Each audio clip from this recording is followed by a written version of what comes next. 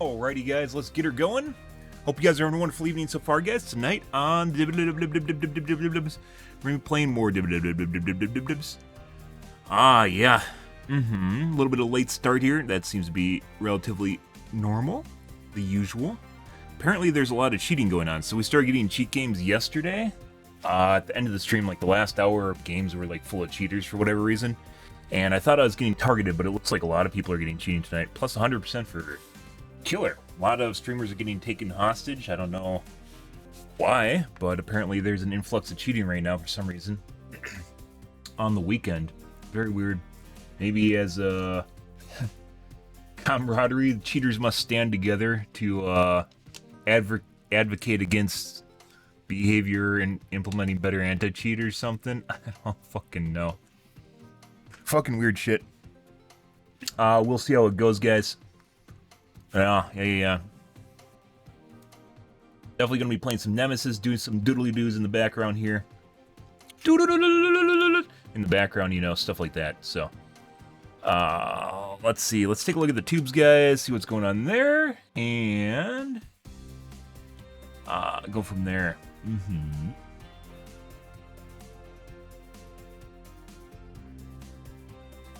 Pretty sure the 7950 trailers aren't out yet. I mean, this is just analysis of something that happened or something or nothing. There's also a video yesterday about conspiracy theories for the EVGA.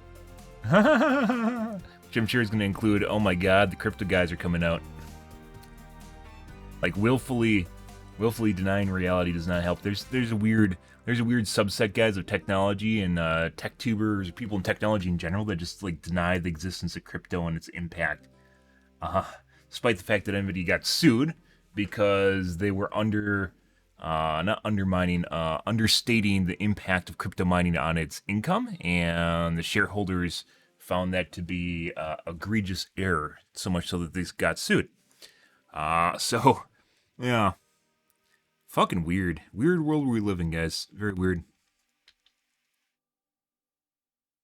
Good. Hope you guys are having a wonderful evening, though. Let's see. I do want to take a look at the Project Farm. We still haven't taken a look at Project Farm. I need to get my coffee. Oh my god.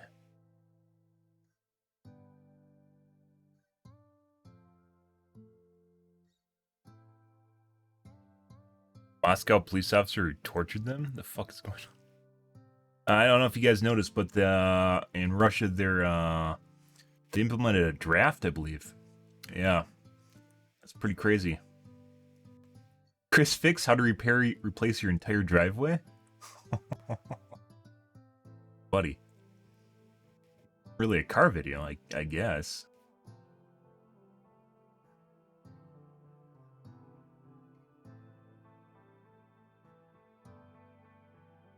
Oh my god, a secret tunnel. Oh, jeez.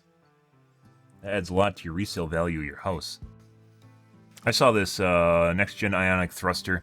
Apparently it's based on really old tech. Maybe we'll take a look at that too. Based on really old technology. I don't know if that's the right channel. It's making its rounds right now. Channel. I think it's this one where he made it a DIY. Ionic thruster. This is not new technology. It's been around for a while. The thing about it is it moves very, very, very slow. This is theorized as a way of using nuclear propulsion in outer space. There's currently no way of using nuclear propulsion to use a spaceship, which is why we rely on chemical rockets. Ionic propulsion was an idea, but the thing about ionic propulsion is it takes a long fucking time. Like, you're talking years to get you up to speed, and that's not something that can be done on a spaceship. Yeah, so it can be done on something like a probe, for instance, or something that just has a bunch of time just to loiter, right?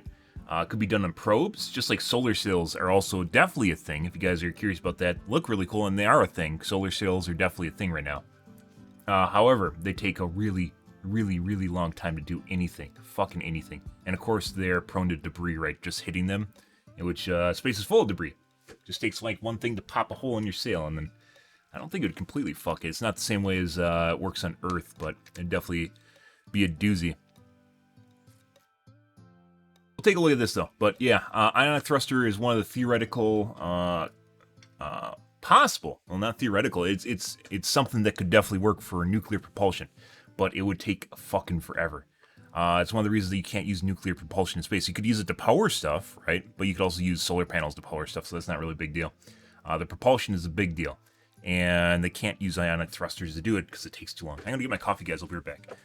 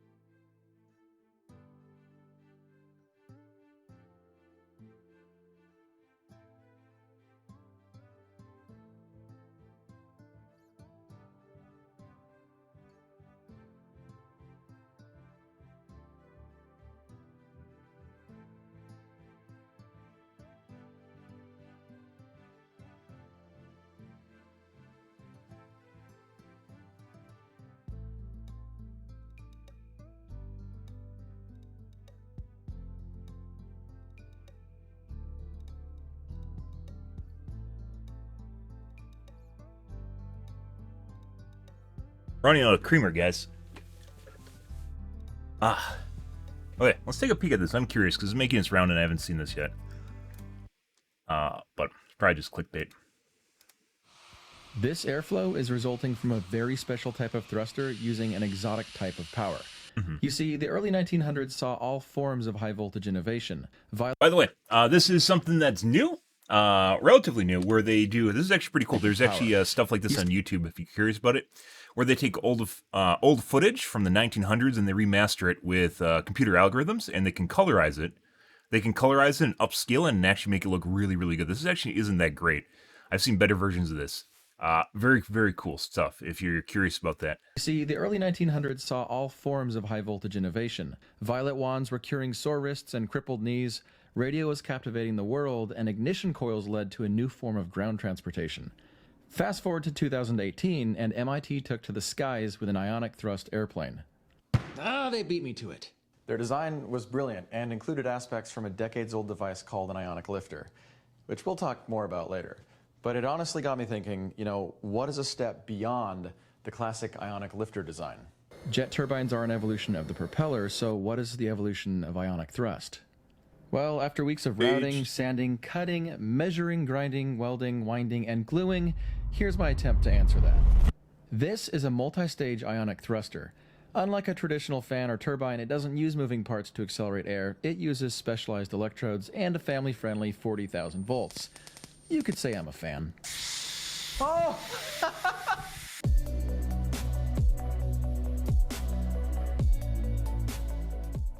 Ionic thrust is still in its infancy. It's kind of an emerging tech, so to speak. And if that's your thing, you will love what Keysight Technologies is gearing up for. It's not an emerging tech. Let's take a look. Nuclear is also a stuck tech. It's improved quite a bit, but has generally been shunned by industry and as such is kind of laid to fallow. Even though nuclear's been around, nuclear energy's been around forever. It's been largely frowned upon because of public sentiment towards it, especially after Chernobyl. That really turned things upside down. Really, when we needed it, really turned upside down the public favor of it, and as such, political favor fell for it because politics follows what the people want, right? For the most part, until they fuck you with it. And in the case of nuclear, no one likes it, and they're, oh my god, I don't want a nuclear power plant in my backyard. It's going to explode. It's going to be like Chernobyl. Everything's going to die. Putting aside the fact that a nuclear power plant nowadays is incredibly, incredibly safe. Chernobyl did not have a containment vessel. That's the thing that goes over the top of the giant concrete dome that goes over the top of it that protects it in case it melts down, right? Yeah, Chernobyl did not have a containment vessel. Whoops. Yeah. Nuclear power plants today are incredibly, incredibly fucking safe. Putting that aside, it's just shunned tech. I don't know what else to call it. He says it's just like an antiquated tech or something. No, it's something that hasn't been looked to because there's other better options that have been around. Look. It's a huge virtual event. There aren't many of those. Keysight World Innovate. There aren't many of those where you can actually potentially just try to make a technology that's old work again. Share their vision. Although this isn't the first attempt at it. Okay, at its fundamental level, ionic wind is actually pretty simple. It's essentially air movement resulting from a DC electric field. Can't do With this in high outer enough space, though. voltages, a sharp positive electrode will ionize the surrounding air molecules. That's the glow you see and what's coming up later. Those charged molecules are then repelled away and attracted to a wider ground electrode.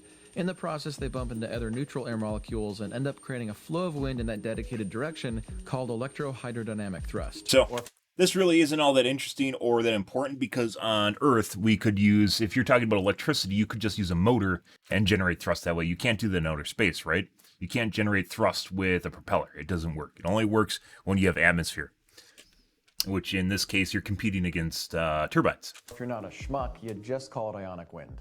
Ionic lifters take this to the next level and are wonderful at demonstrating thrust using ionic wind. When a high DC voltage is applied, usually from a big external power source, air flows downward from a thin suspended wire towards the grounded metal body, which causes lift. It's a design that's time-tested, tried and true, so I'm going to borrow from it. And since this next-gen thruster is kind of a newer idea, I had a few requirements for my build. First, I need to determine what relationship voltage and thrust share. So I needed an adjustable high-voltage supply, and thanks to one of my Patreons, it was a cinch. Thank you. Luckily, I've built many voltage multipliers over the years, and I had a spare one sitting around. When powered by this 10 kilovolt flyback supply that was donated to me, it provides anywhere from 10 to 60 kilovolts, which I can simply tap into for each test. Second, is there an optimum spacing between electrodes? I don't know, so I'd like the distance between electrodes to be adjustable.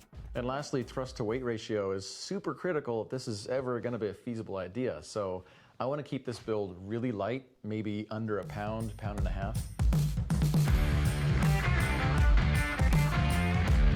With weight in mind, I cruised out to Plasma Plastics to gather my supplies. I found some lighter materials and began the massacre.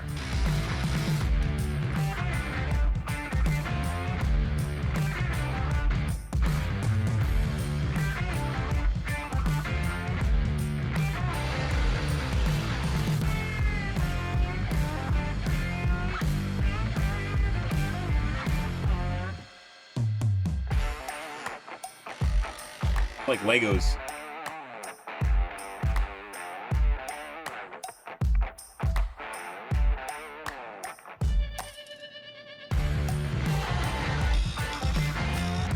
Initiate build sequence, guys. Build sequence music. So it took a little bit longer than I'd like because I redesigned it twice, but here's the final result. Each circular support contains a length of wire to act as the positive electrode, and these neon green squares hold the ground electrodes. The positive electrodes are wired together in parallel, and the negative electrodes are wired in parallel as well, so all the segments receive power at the same time. It's a little more fragile than I'd prefer, but I'm excited. Partly by chance, it ended perfectly within my weight limits at just over a pound. This entire build was about creating thrust, right? So I needed to find a quantifiable way to measure airflow in the first place. Well, after a quick Amazonian search, I found this incredible little wind meter for cheap, which can measure down to about 0.1 meters per second. This will provide quantitative measurements. By the way, they don't. I've used these before. I've looked for a good one on Amazon. They don't. They're highly inaccurate and oftentimes just completely broken. It's pretty absurd. I also bought some yummy strawberry candles to qualitatively show any air currents that develop.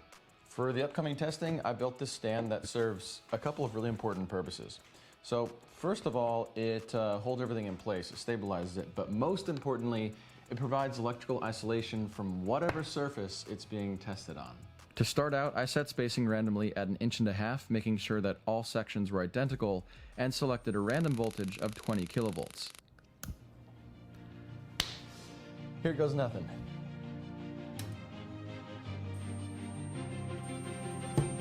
Is it operational? Don't worry about the sound, guys. That's gonna leave a mark. So round 2, I'm gonna give it a lot more voltage, and I realized that the candles were out of the way of the airflow in the first place. So I've lifted them up into the path of destruction. I really hope this works, because I spent a lot of time building this. Oh! Yeah! It works! A lighter didn't stand much of a chance either, and could be blown out as far back as 3 or 4 feet off camera. I'm assuming the airflow coming out of this is somewhat laminar. Let's take a look.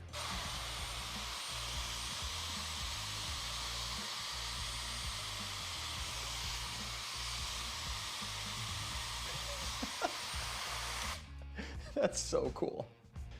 Super exciting. I still want to be able to visualize the airflow though, and I think I have a solution. Streamers? Little chunk of dry ice is going to do wonders. In Oh terms yeah, of dry ice. visualizing the Not streamers. Not what they use in the lab. Woo!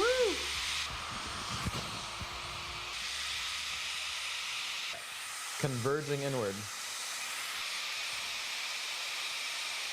I was curious about the hard numbers though, so in came the wind meter.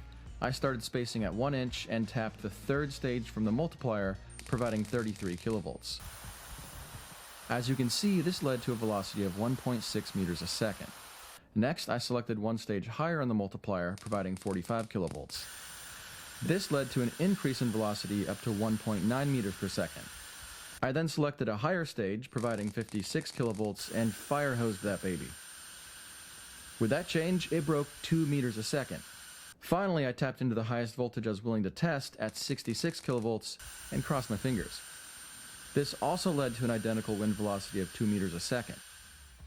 I repeated this process for 1.5 inch and 2 inch spacing, which provided really I'm pretty sure it has data. nothing to do with the 2 spacing. It inches has probably results something to in do with the abysmal electrodes, the distance velocities of between them, 1.3 and meters a second. something to do with the 1.5 voltage. inches showed Maybe an increase amperage, up to too. 1.8 meters a second, and 1 inch Those are related spacing for was wattage, king right? at 2 meters per second. Placing them together shows a pretty obvious trend.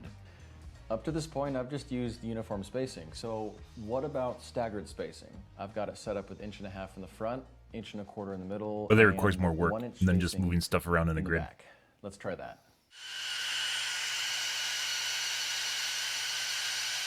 Ooh, that's a huge increase. Staggered spacing was a total underdog and provided a 15% higher velocity at 2.3 meters a second. I was pretty happy with the numbers, but then I decided to turn out the lights, and what you're about to see is why I love this field of physics. God, it's just the most gorgeous display of plasma I've ever seen. It's like a plasma force field, and the still frames are on a whole new level. Pretty cool. I could look at these all day. Let me know in the comments if you want to see more of these. Okay, so for this design, about 45 kilovolts and staggered spacing produced the fastest airflow at 2.3 meters a second, which consumed about 90 watts of power. But what does that equate to in terms of thrust? Well, as opposed to calculating, I chose to measure it in real time with the help of some nylon spacers. I've got the thruster turned upside down so that it's sucking in air at the base and then actually thrusting upward, so it's pressing down on the scale. This is gonna sound kind of crazy because it's like a perpetual motion machine, right? But it does make me wonder if people have tested a solar sail with an ionic thruster in space for. I know this sounds kind of crazy, and it's basically law breaking. Assuming that ions don't work in necessarily exactly the same way as like air would on the Earth, right? You have like a propeller and you have a sail. Does it even work? I don't know. Like that's like it's not really a perpetual motion machine because you're spinning the fan, right? So you're putting energy into the system regardless to push the sail. But I think that actually works anyways. It's supposed to pull against itself because it'd be the same thing as putting a propeller under water, which is an impeller or not turbine, propeller on a boat. Pretty sure it actually works. Yeah.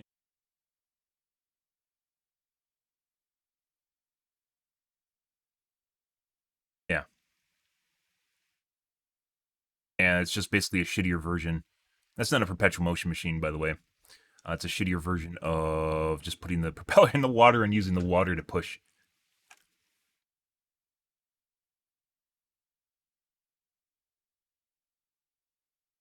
Your space.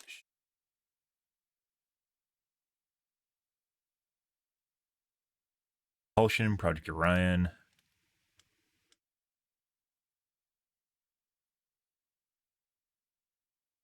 Efficacy of Starship directed, propelled by a series of explosions of atomic bombs behind the craft. Nuclear pulse propulsion.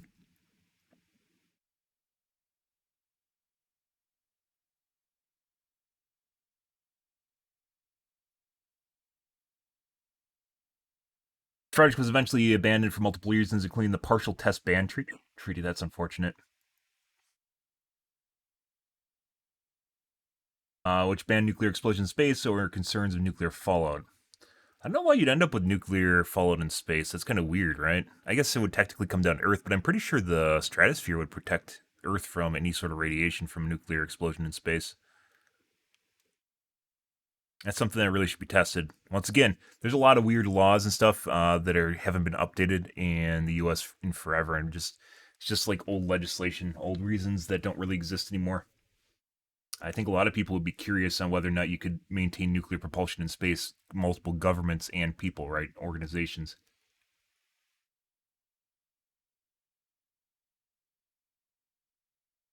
The idea of rocket propulsion by combustion of explosive substances was first proposed by Russian explosives expert Nikolai Kbolsky. Of course, in 1881, 1891. That's a long time ago.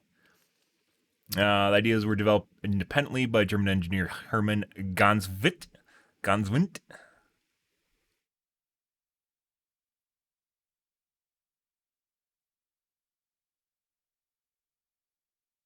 The Orion concept offered a high thrust and high specific impulse or propellant efficiency at the same time.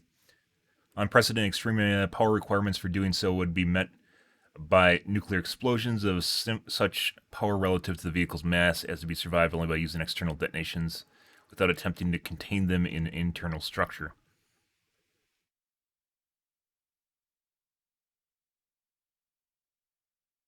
Qualitative comparison, traditional chemical rockets such as the Saturn V that took the Apollo program to the moon produce high thrust with low specific impulse, whereas electron ion engines produce a small amount of thrust very efficiently. Ion engines, what this guy's using. Orion would have offered performance greater than, I don't know, if you use a solar sail like to speed it up, you have to slow it down, obviously, right?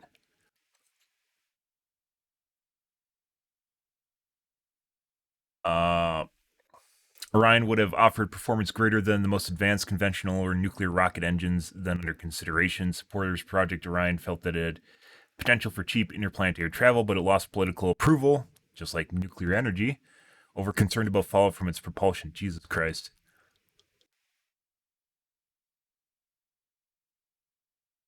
The Partial Test Treaty in 1963. This is definitely something that should be revisited. Talking about ideas that have been laid to fail, and this is definitely one that should be revisited.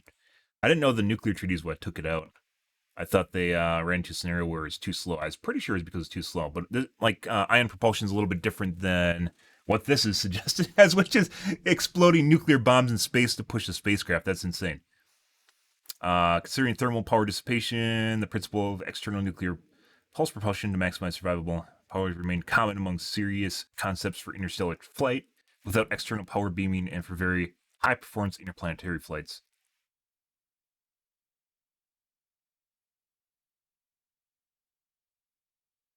Kind of curious. Energy beaming. That's kind of curious. So if you could put, obviously, you could put a laser power installation on the ground, but that would result in a huge efficiency loss. But if you had a laser panel in space, you could propel using a solar sail. Once again, you could propel a spacecraft from point A to point B. Right? You'd hit it with the laser from outer space, assumedly powered by a large solar array. Hit it from the laser in space and propel the ship forward. Right? And since there's no atmosphere in outer space, the laser would not separate like it does on Earth. Kind of sad. There's a lot of fucking really cool space projects that just been laid to fallow. Hey, what can we do the cheapest? Oh, let's do chemical rockets. Okay. And now we're in a scenario where we have to worry about greenhouse gases constantly.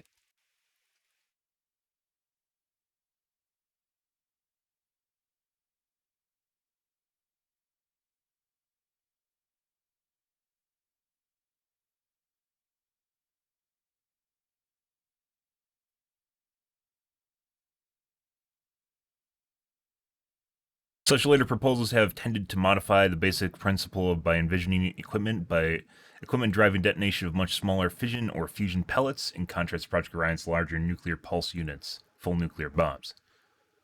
It's on less speculative technology. This is in the fucking 60s, guys. This is absurd. Like, I swear to God, like the U.S. just like stopped in the 60s. I mean, we still had like computers that completely took off, right? But as far as like space flight goes, it just like everything just went to shit for 50 years.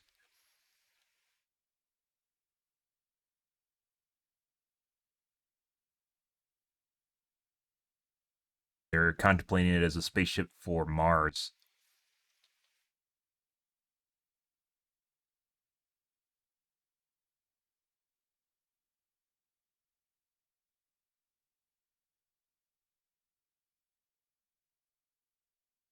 $6,100 tons.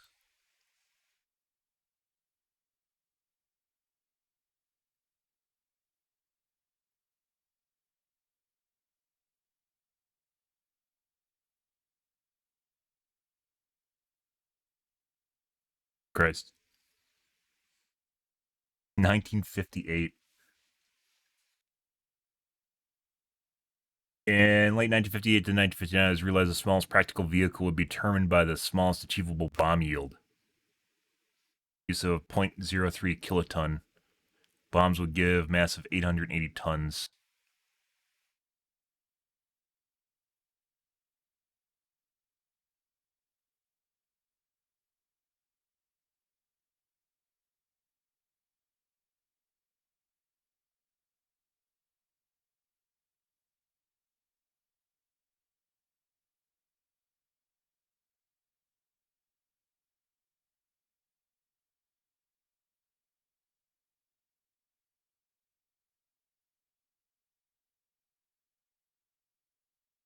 Orion nuclear pulse rocket design has extremely high performance. High performance Orion nuclear pulse rockets using nuclear fission type pulse units originally intended to be used in interplanetary space flights. This is in the 50s, guys. 1900s, 50s. Just like looking at like past history of spaceflight just makes me sad. Like even where SpaceX is today, guys, with all the updates to technology, like this shit existed in the 50s and 60s. Just yeah, like four steps forward and 3 back or something like that. Even less than like 5 steps forward and 4 back. I've got about an inch gap at the base to let additional airflow in. Let's do this. That makes me sad. Initiate Screaming Banshee. Okay. 21 grams of thrust. Oh, 22 grams of thrust. That's not bad. 22 grams of thrust isn't a bad start. It's actually the weight of this empty can right here. And the thruster weighs 490 grams, so that's about a 4.5% thrust to weight ratio at around 4.1 watts per gram of thrust. That might not seem like much, but I already know some design changes I can make to shave the weight by 50% while effectively doubling the effective airflow. So this design has a lot of potential redundancy there. 18%. But is this series stack design an improvement over a single stage design in the first place? 2.3 meters a second was with power being provided to all the segments at once in parallel. So I'm going to disconnect power to the first segment and see how that affects velocity. Why don't you do the last segment? Yeet. Woo! Moment of The first, obviously, there's going to be stuff in the way of the airflow, right? faith.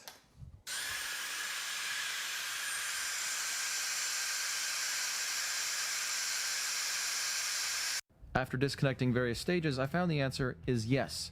2 stages results in a 33% increase, and 3 stages a 50% increase in velocity. This design represents my attempt at improving ionic thrusters, and I'd like to call it the BSI thruster. It's also the first step towards me designing an ionic thrust airplane of my own design. I love how it turned out, but it does have some inefficiencies. I'm thinking of 3 in particular. Let me know in the comments down below if you think you can spot those 3 areas, and whoever's closest will get pinned. Otherwise, just let me know your honest thoughts on this build. I do plan on a version 2 of this thruster, so if you enjoyed what you saw, you might want to subscribe so you don't miss out. Also, I'll leave a link to Keysight's event in the description down below, as well as a link to the new Plasma Channel merch. Massive thank you to all the Patrons who just continue to uplift my work, and thank you for watching. You stay classy.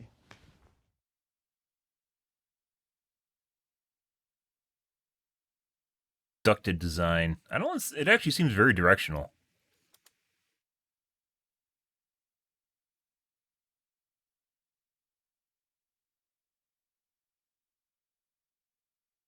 I mean, he's right about the air being mostly laminar. Laminar is like a straight flow, if you can imagine that, like a straight out flow. Laminar flow you can get out of a faucet, but aerators change that because they add air to it in order to reduce water usage.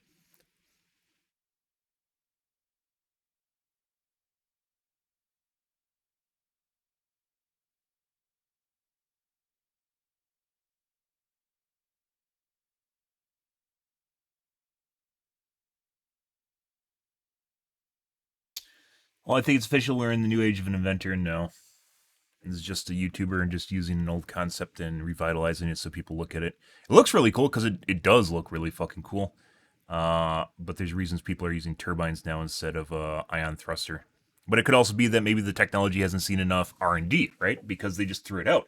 It was a prototype design and something that, no one really looked at heavily, right? So then you go back with modern technology and modern take and you look at it again.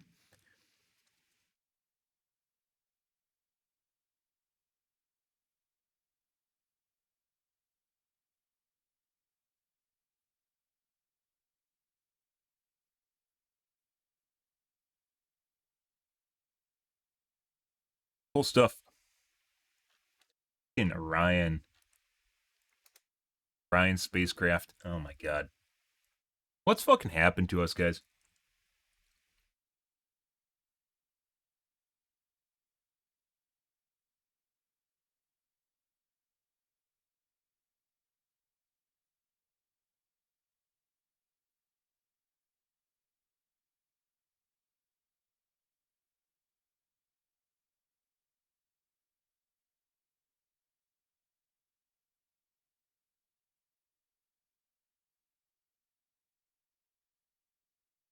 In 1998, the president of the Nuclear Engineering Department of Pennsylvania State University has been developing two improved versions of the Project Orion known as Project ICAN and Project AIMSTAR, using compact antimatter catalyzed nuclear pulse propulsion units rather than a large inertial confinement fusion ignition system proposed in Project Daedalus and Longshot, which are the British ones.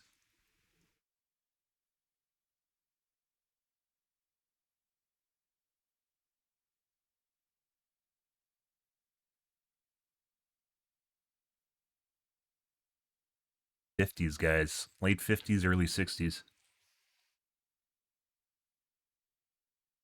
That's sad. That is sad. Cool video. Interesting. I've seen it make its rounds on the media. I decided to take a look at it.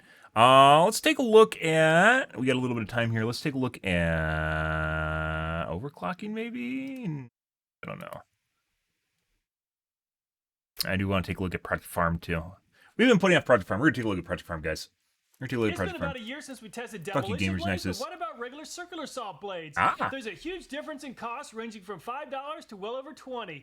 Let's see which brand is the best. In the first test, we'll see which blade cuts the fastest through 2x4s. Then we'll see which blades cut the fastest through hardwood. We'll see which blade cuts to an 8-foot 4x4 the fastest. We'll see how the blades hold up after cutting through 10 16-penny nails that are embedded in a 12-inch 2x4. At a price of $10 for two blades or $5 each, the least expensive brand we'll be testing is made by Spyder. Polymer stabilization vents. Ultra tough nickel cobalt. It claims to last 6 times longer than regular blades. We're going to test that. The Spyder brand is made in China. The Spyder weighs 185 grams. I put together a really simple test rig to test the blades. The saw is on a set of rollers that fit onto a track. It slides in a perfectly straight line to prevent the blade from binding. I'll be using a 5-pound weight and pulley system to pull the saw through the cut. The saw is aligned perfectly with the pulley. To test new blade performance, I'll cut 12-inch pieces of 2x4 lumber. And a Spyder ripped through the 12-inch 2x4 in only 2.83 seconds. And it performed the same on the second board at 2.83 seconds. One of those things just use and think they're all the same. 2.78 seconds on the third board for an average time of 2.81 seconds. Also at a price of $5, the same price as a Spyder brand, is this Irwin Classic. No laser cut vents, heat expansion slots, or mock stabilizer vents. Just a regular blade. Precision ground teeth allow for smooth, accurate cuts. The Irwin saw blade is made in Vietnam. The Irwin's quite a bit heavier than the Spyder at 246 grams. And the Irwin needs quite a bit more time than the Spyder to rip the 12-inch 2x4 at 4.4 seconds.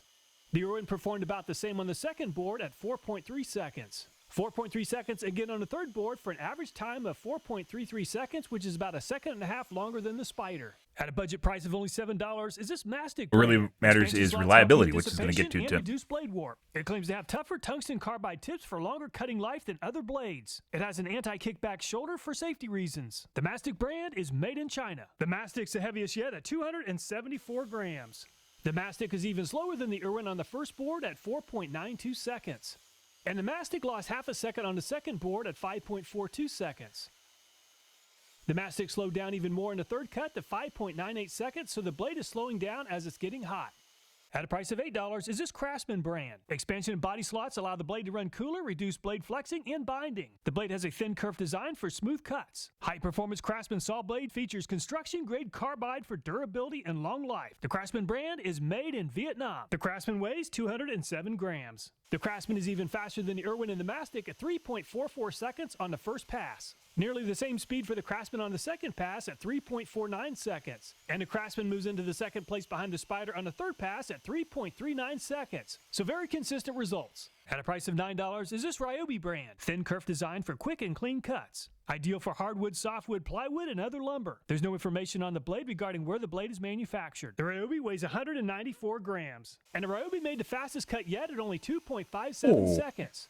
2.57 seconds again for the Ryobi on the second pass. And it's 2.57 seconds, 3 in a row Ripping, for the guys. Ryobi to take the lead from the Spider. At a price of $9 or just $1 more than the Craftsman is this Metabo HPT. Premium VPR blades are laser cut from quality Japanese steel to maintain durability and cutting precision. Tungsten carbide tips are carefully welded to each blade tooth. Automated grinding process yields accurate tip geometry. The Metabo HPT is made in China. The Metabo weighs 224 grams. The Metabo isn't quite as fast as the Ryobi at 2.93 seconds, ripping through the first board. The Metabo performed nearly the same on the second pass at 2.98 seconds. And it's 3.03 seconds on the third pass to move into the third position behind the Spider.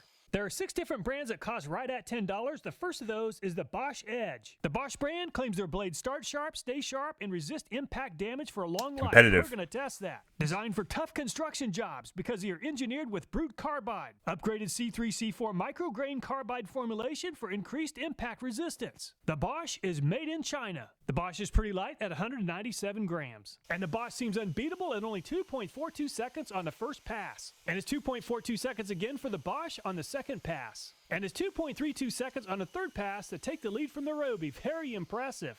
Also at a price of $10 is this DeWalt brand. Patent pending tough track tooth design for accurate tracking over the life of the blade. Patented body slots reduce vibration for exceptional feel. 18-degree hook angle. High-density tungsten carbide for toughness, wear resistance, and long life. The DeWalt blade is made in Vietnam, and the DeWalt weighs 185 grams. And the DeWalt made the cut in 3.03 seconds, which is slightly faster than average. And the DeWalt is very consistent at 3.03 seconds on the second pass. 3.03 seconds again on the third pass, which is good enough to move into 5th place. Also coming in at $10 is this Milwaukee brand. Designed for fast cutting, ripping, and cross-cutting on all woods. Extra thin kerf blades provide faster, more precise cuts. Industrial carbide teeth stay sharper longer. Specially engineered heat vents and expansion slots prevent blade distortion. The Milwaukee blade is made in Japan. The Milwaukee weighs 217 grams. And There's the a king, guys. Japanese-made Milwaukee is faster than the DeWalt on the first pass at 2.83 seconds. And the Milwaukee is nearly the same speed at Mainly for power 2.93 tools, seconds but on the surprisingly, second pass. Milwaukee tends to be a good 2.83 brand seconds on across the third board, pass guys. to move into 4th place behind the Spider. Also at a price of $10 is this Diablo brand. Super thin laser cut kerf gives extremely fast, durable, and clean cuts. Non-stick perm shield coating reduces gumming, rusting, and corrosion. Durable micrograin titanium carbide for extreme durability and razor-sharp cuts. Laser cut stabilizer vents trap noise and vibration, keeping the blade cool and reducing blade warp. The Diablo blade is made in Italy, and the Diablo is very light at 187 grams. And the Diablo is pretty fast on the first cut at 2.78 seconds. The Diablo performed about the same on the second pass at 2.98 seconds. 2.98 seconds again on the third pass for an average time of 2.91 seconds. Also at a price of $10 is this Makita Max Efficiency blade. Up to 70% more cuts per charge compared to standard blades. Also up to 70% faster cutting compared to standard blades. Ideal for cordless and corded saws. The Makita blade is made in China, and the Makita weighs 185 grams. Holy smokes, 1.41 seconds, very impressive. 1.46 seconds on the second pass, wow. 1.41 seconds again to beat all the competition by about a second. Also at a price of $10 is this Flex brand. The excitement, guys. Carbide with unrelenting It's like speed listening and to a durability. horse race or Includes a thin something. kerf design. Achieve optimal precision and accuracy in every rip with the saw's laser cut form and ultra thin kerf. The Flex blade is made in Not China. all The created Flex equal, weighs as it turns out. 183 grams. The Flex needs 2.73 seconds on the first cut, and the Flex performed about the same on the second pass at 2.83 seconds.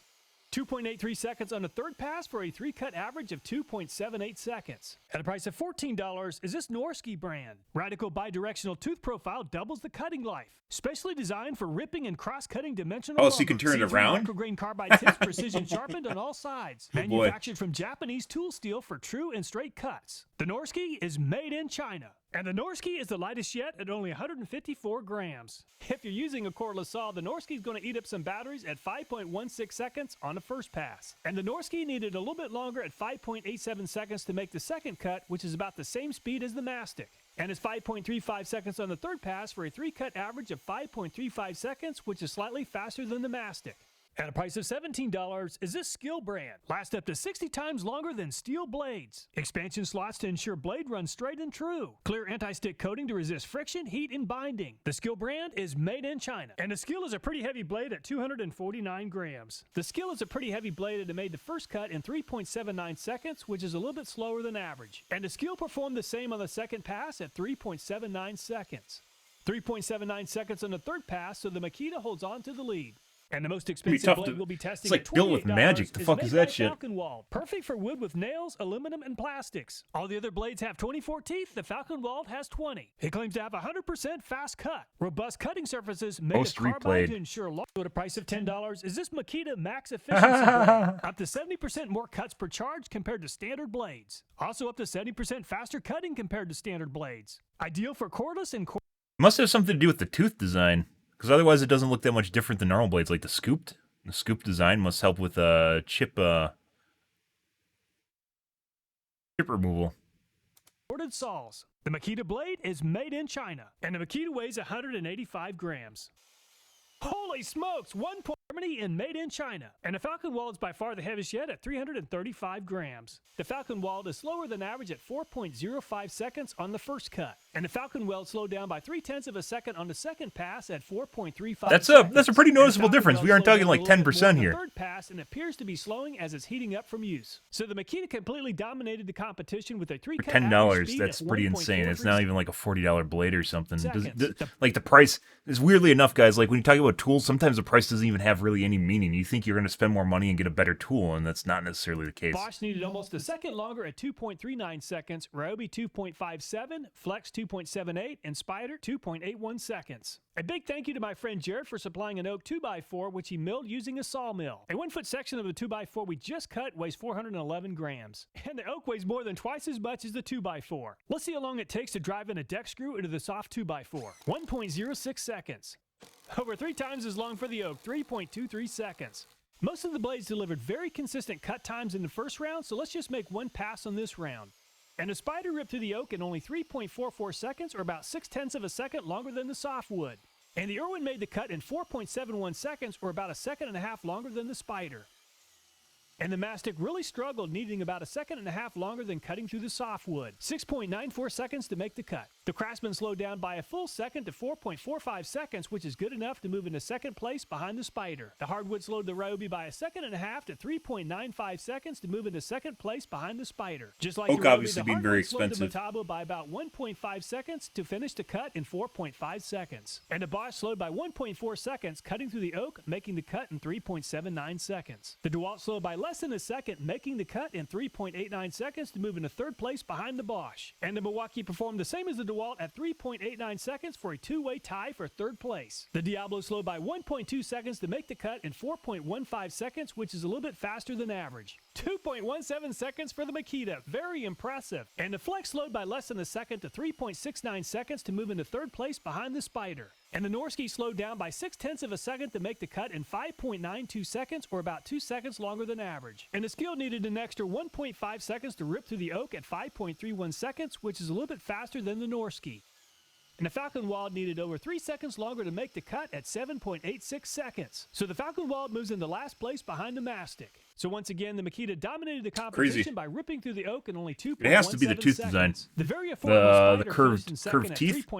That might be a reliability issue, though. Seeing chip blades from Milwaukee, 3.89 seconds. Nails. Let's see how the blades perform on this 8-foot pressure-treated 4x4. The saw is set up to cut 2 11/16 inches deep. The Makita uses 2 batteries, but I'll rotate the batteries to make sure they're fully charged, beginning with the Spider brand. Definitely not the most accurate way to compare blade cut speed, but it'll provide some great information. And the Spider ripped to the 8-foot 4x4 in only 12 seconds. The blade stayed cool at 76 degrees Fahrenheit. The Irwin took 4 seconds longer than the Spider, 21.4 seconds. The blade is 80 degrees Fahrenheit.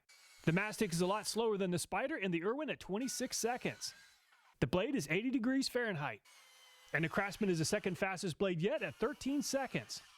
79 degrees after making the cut. The Ryobi is the fastest blade yet at 11. Colors are pretty fantastic, by the way. The blade is very close to 80 degrees Fahrenheit. And a Metabo Being a normal trend here. for third place with the Craftsman at 13 seconds. The blade is also the hottest yet at 83 degrees. And a Bosch is nearly as fast as the Spider at 12.5 seconds. However, the blade is 6 degrees cooler at only 77 degrees. The DeWalt is 2 seconds slower than the Bosch at 14.9 seconds. The blade is the hottest yet at 85 degrees.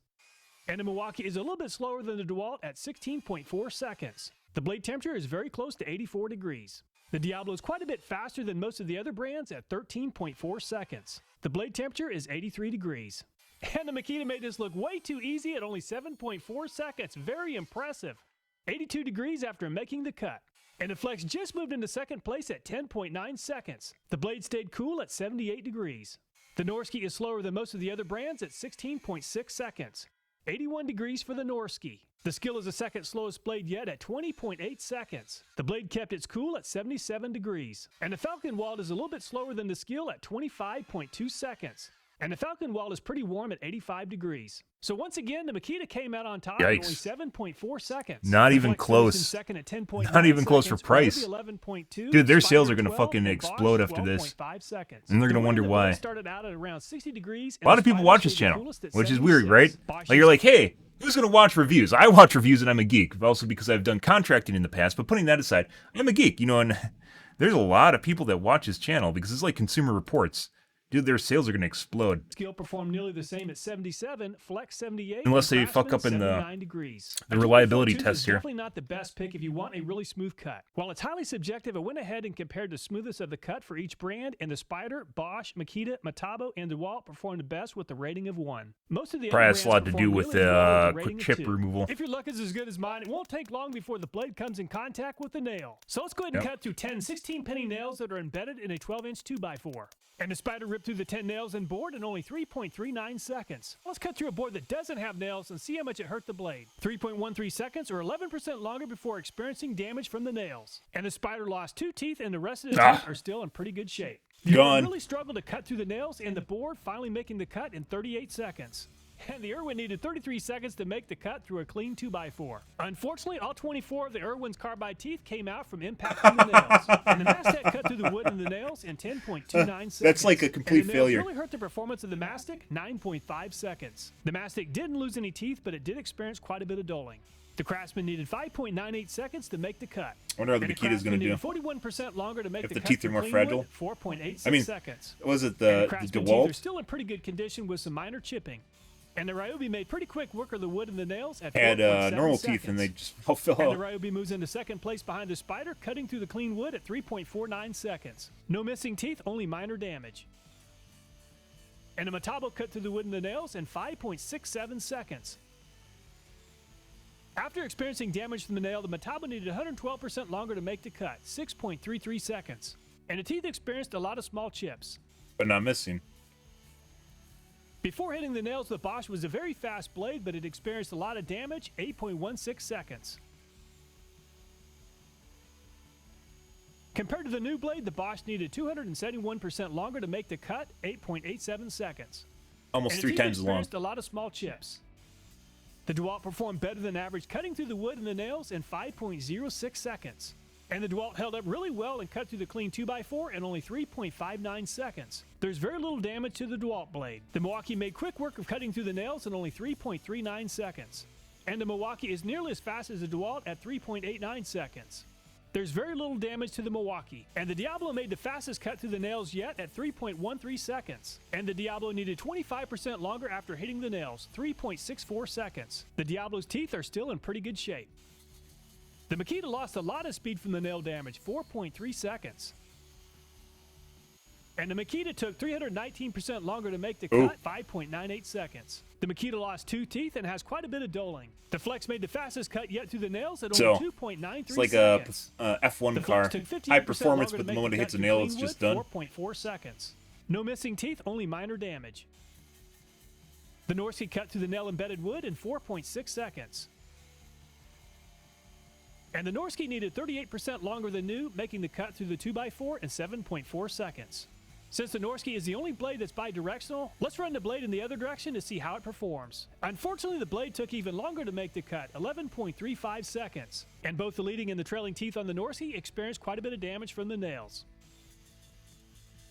The Skill made the cut through the nails in 4.7 seconds. And the Skill needed 80% longer to make the cut through the clean wood, 6.84 seconds. The teeth experienced some dulling, but there's no missing teeth. The Falcon Wall is designed for nail-embedded wood and made the cut through the nails in 8.87 seconds. And the Falcon Wall really slowed down quite a bit, 233% longer to make the cut at 14.3 seconds. No missing teeth, but there's quite a bit of dulling and chipping. After cutting through 10 nails, the Spider is now the fastest blade at 3.1. Goodbye, Makita. Oh. Which actually does matter.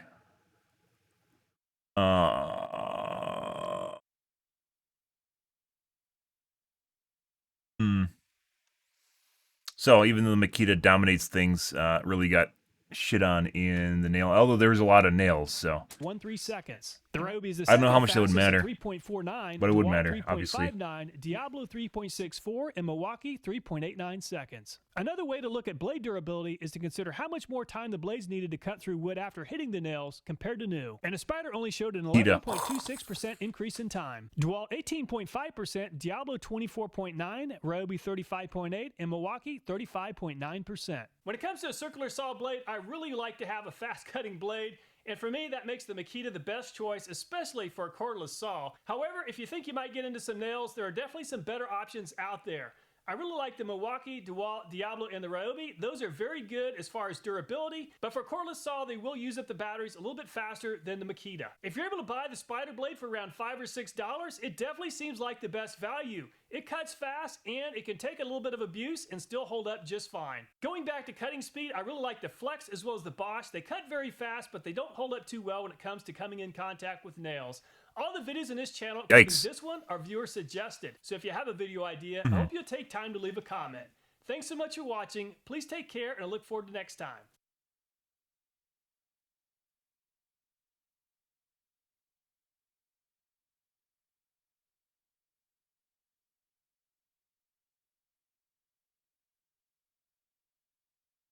As a framer and a skill saw is my most used power tool, and I've always gone for Diablo. They're really solid, but man, I just want to order a 10-pack each of 6 blades for the Spider and Makita.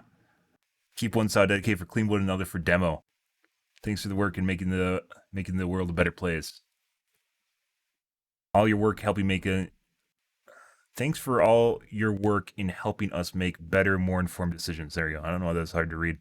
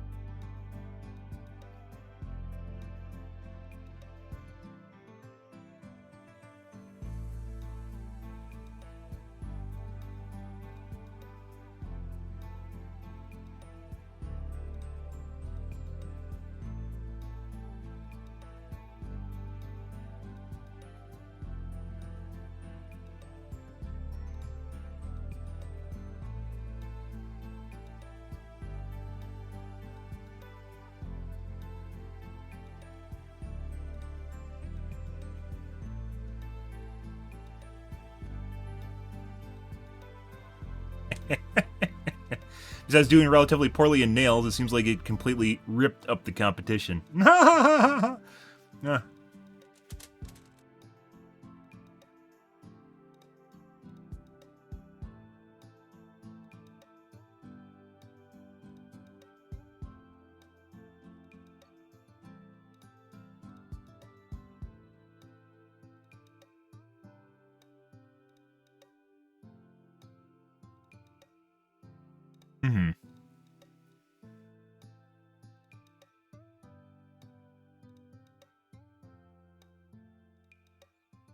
Yeah, I definitely, based on, this isn't close. Like, this isn't like pick your own brand. It definitely seems like Makita just completely took this over.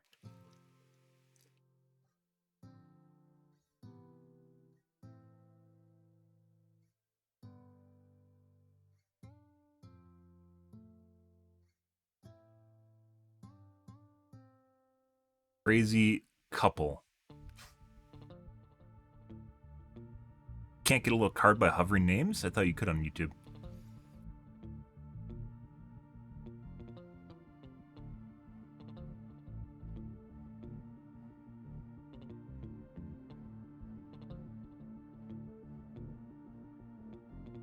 I don't believe you typically do addendums, but CMT is brand gaining a lot of traction. I've never heard of CMT.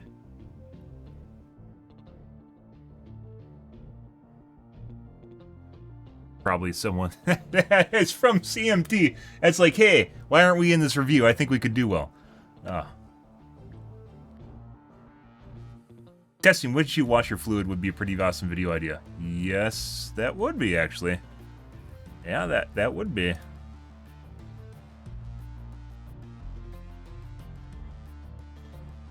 Especially with fall and winter season coming around where you're going to have to use it a lot if you have salt on your roads.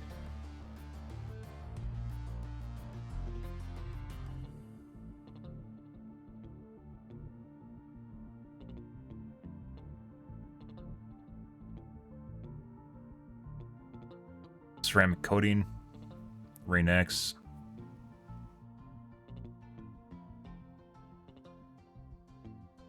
I haven't used Rain-X. I thought about it. You have to keep reapplying it, though. It's not like something that just stays on forever.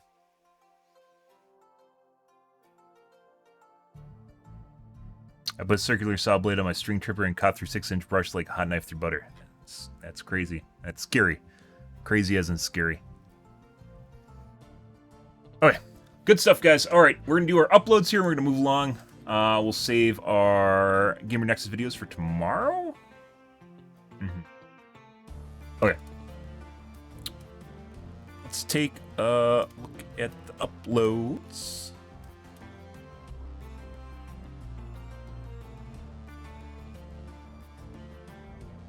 Alrighty. These on any of my new videos. Not change the...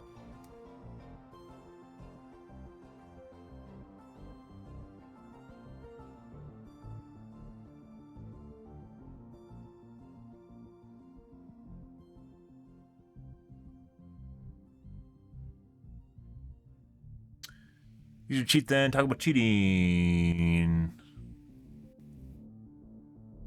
Rando sus.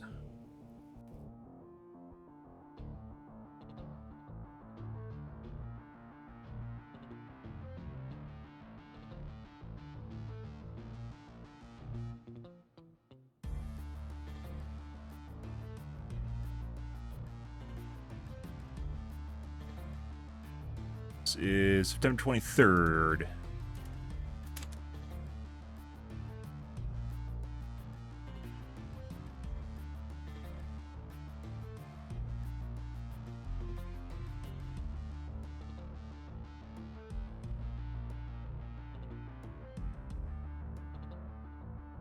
Fourth.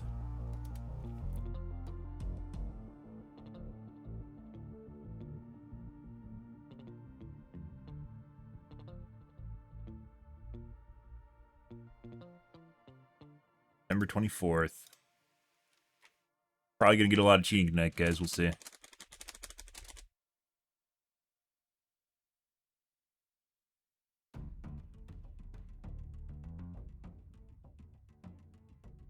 Wonder if it's like one of these things where cheaters are like, yeah, man, they're gonna crack down on cheating, so I'm just gonna get my account banned as fast as possible before it's gone anyways.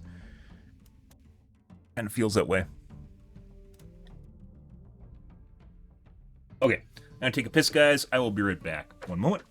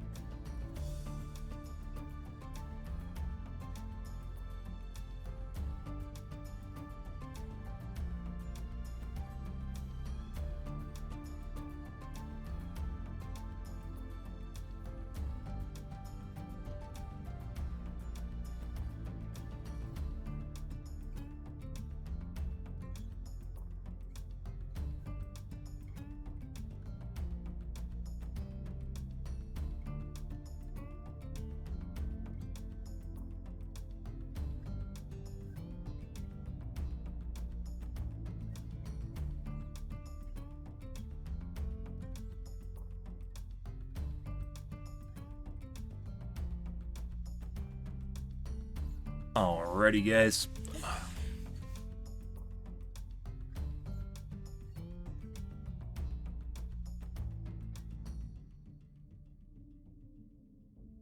Okay.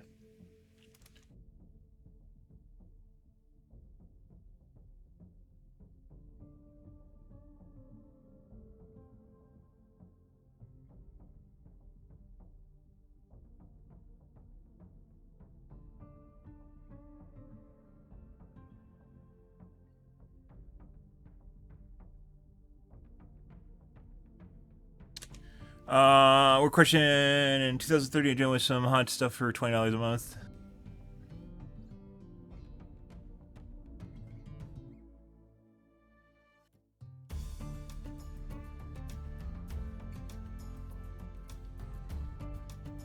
Yeah, you probably got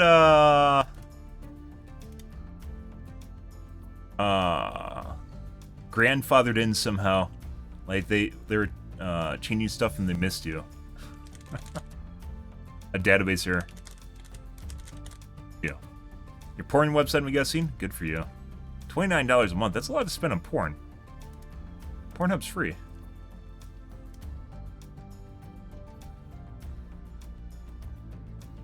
Publish, 2 subscriptions, Dead by Daylight.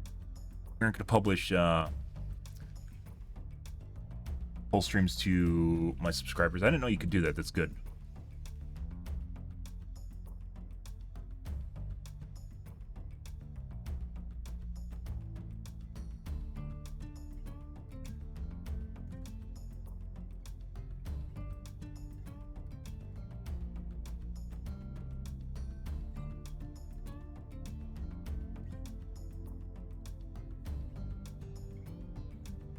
Apostrophes Twitch, for the love of God.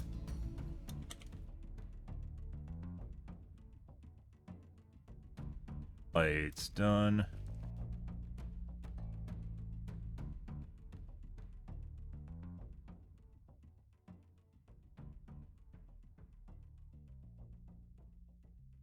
Twitch or not Twitch, YouTube just does not like me, so.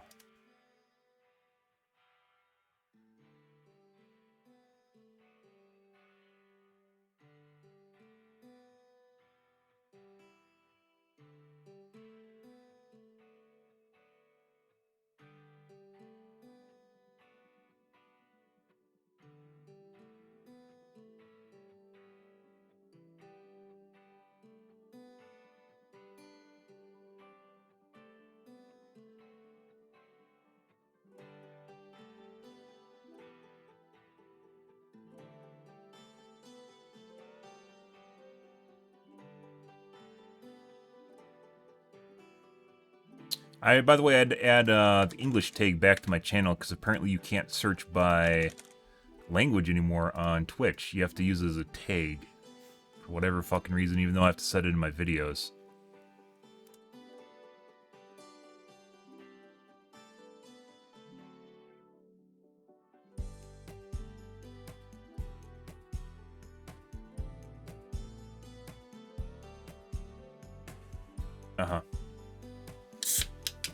No, they can't. And if they do, just go back to your credit card company and say it's unauthorized.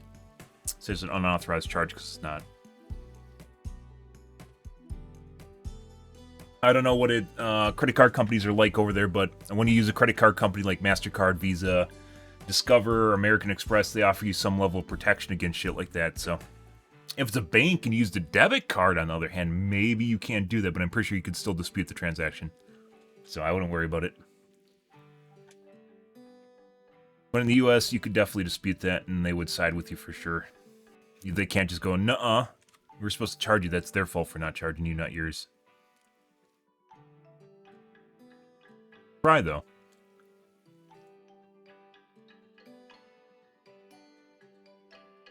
Okay, let's take a look here. I am curious. Go Dead by Daylight.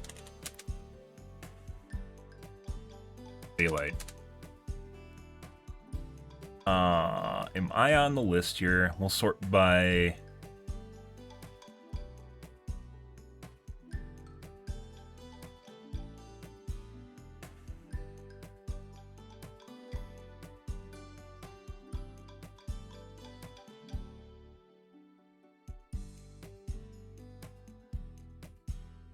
Viewership.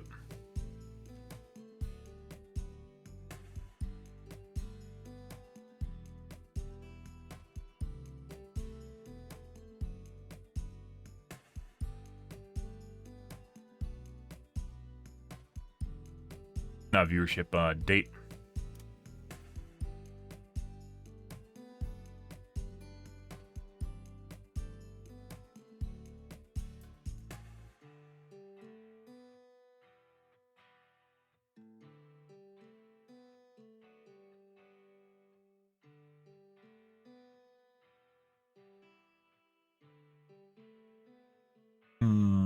I'm not showing up, guys. It doesn't do everyone. It must cut it off at a certain number of views. How the fuck you're supposed to actually even be found in searches if you don't show up? How are people supposed to find your channel if you don't show up in searches?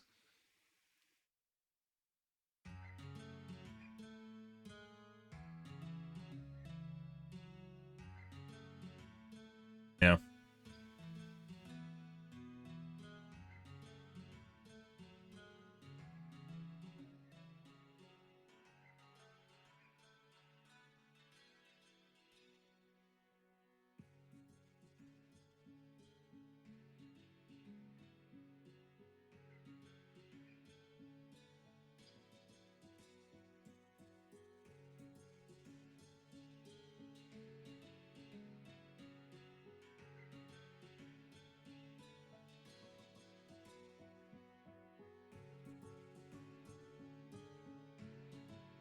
How I survived Bubba's face camp? You had a pre-made? It's my guess.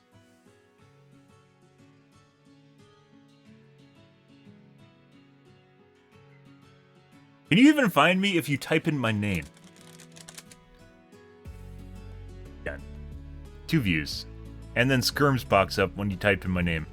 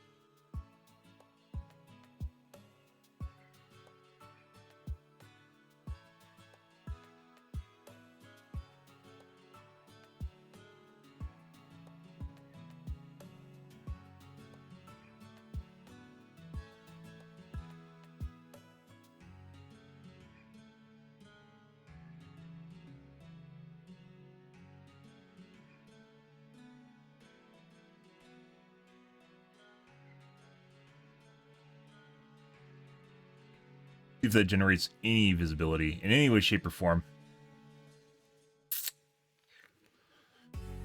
Can't really type in shorts because they're like a minute. I would not consider my highlights shorts.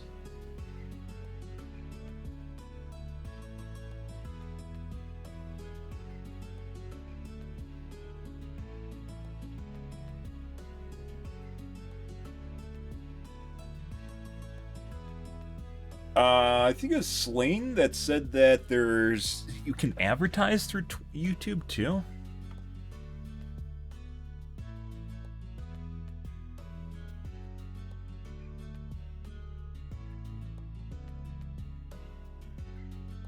Monetization? It's not monetization. No, it doesn't matter. You just trim out segments. It doesn't matter.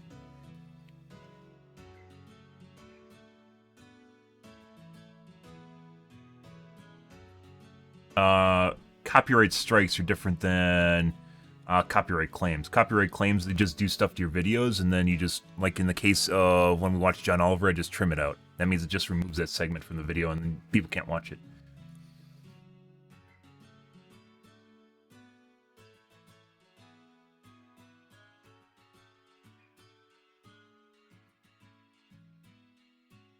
Unique viewers, 70! Oh my god, I have 70 unique viewers in the last 28 days. Oh my god. Returning viewers, 4? Jeez. We're growing, guys. I don't want to dox myself, so that's why the screen's up.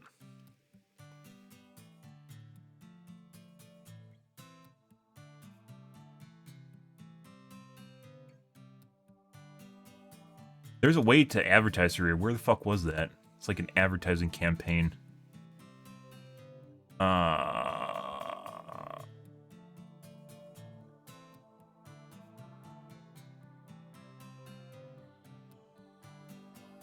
Promote your videos.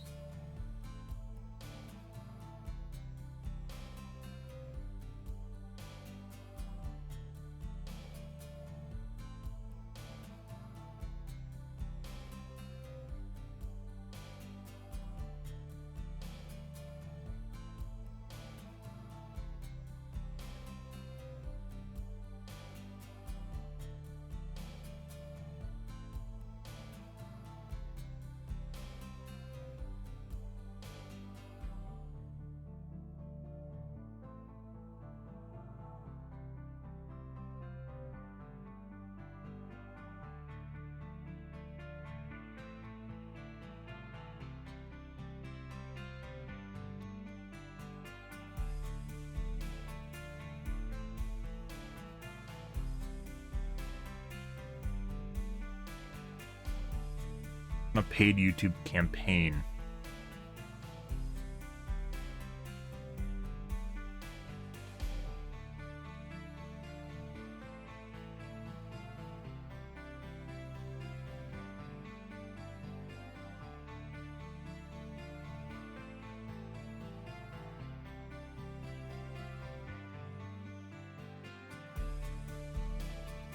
Mates on the video itself.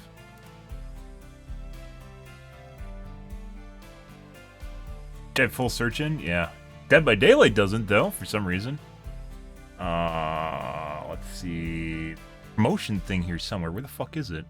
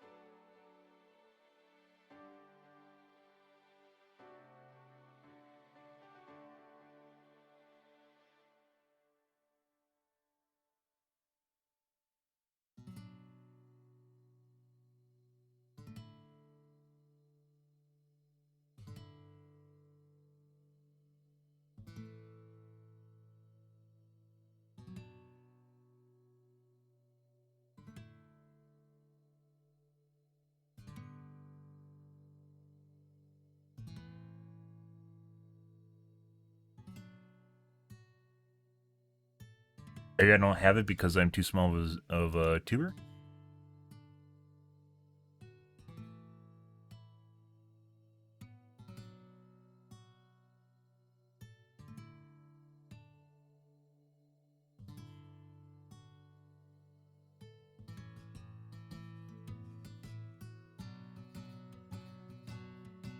Campaign.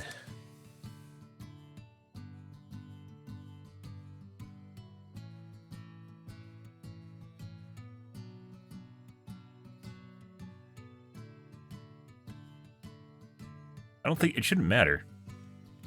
That's still like seen other creators to do that too. I don't think that matters. Well, just in the future.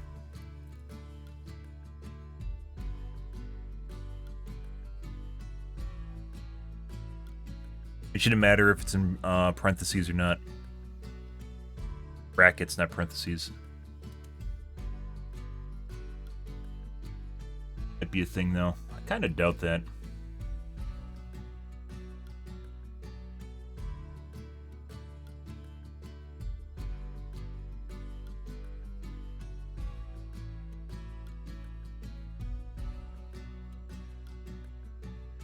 Where the fuck is the...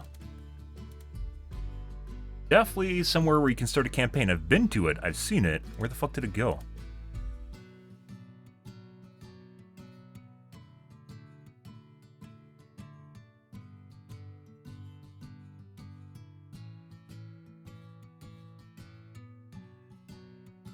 Ah, promote. It's on the video itself.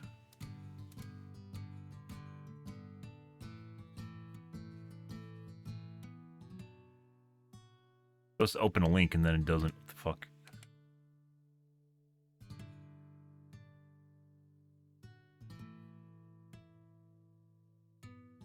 Block closing? What's going on here?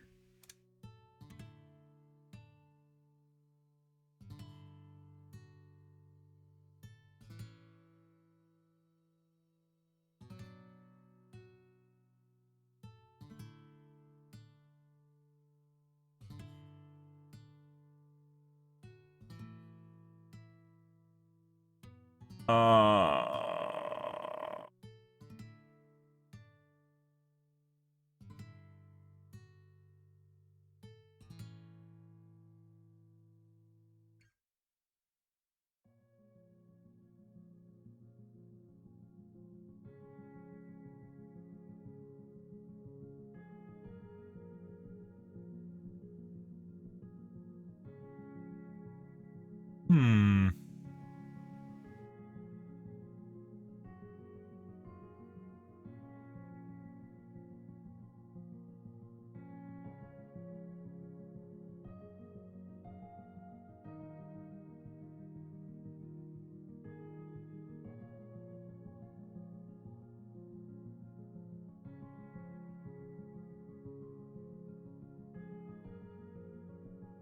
Campaign total budget represents the total spend during the duration of the campaign. You must schedule an end date for the campaign.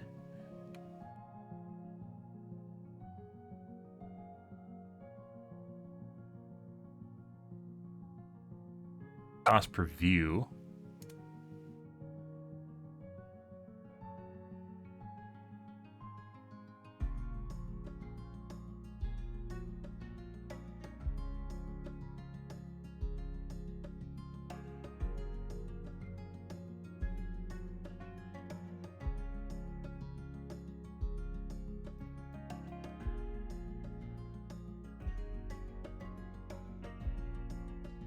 Daily spending limit, monthly spending limit.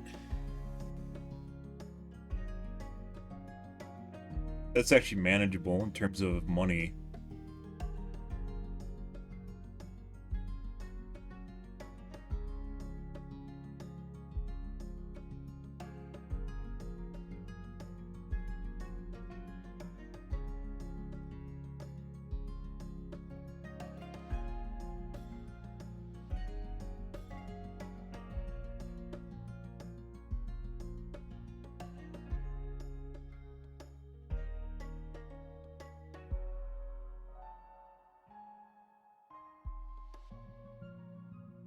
Go optimize your campaign spends for days of the month where you're more likely to get clicks and conversions. This means that some days you might not meet average daily budget, and others you might exceed it, but you'll never pay more than your daily spending limit.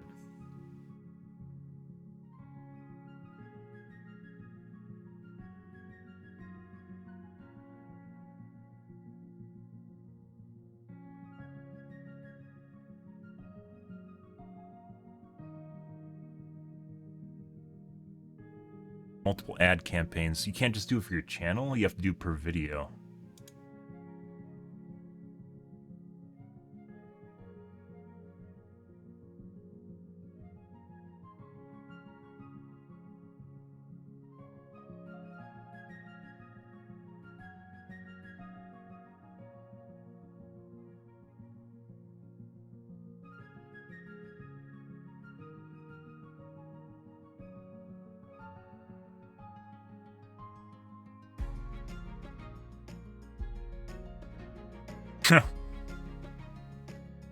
That's interesting.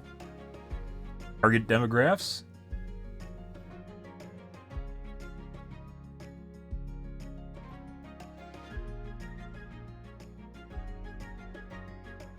Audience segments. Words.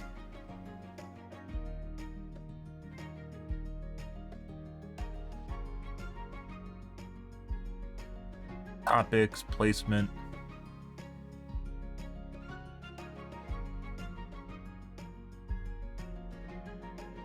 The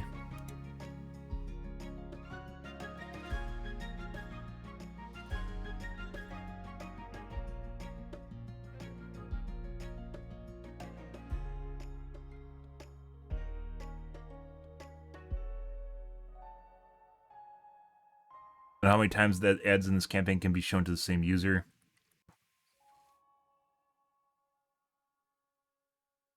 Obviously, that's important because some people get turned off when they see an ad too much. Add vendors, let them see your measurement data. Only vendors have added to your account by Google Customer Support are available for this campaign. Okay.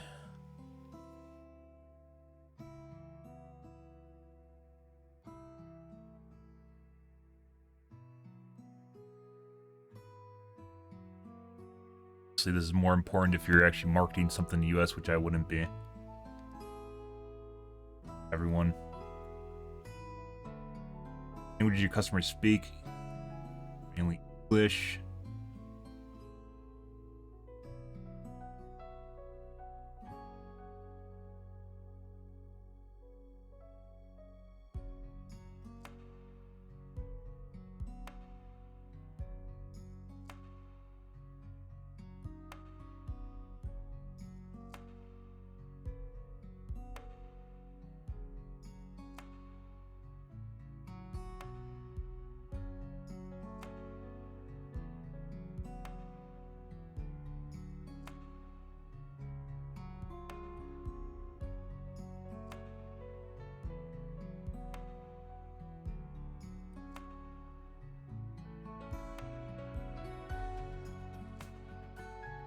Apparently that's different than budget amount. Maximum per click. Cost per view.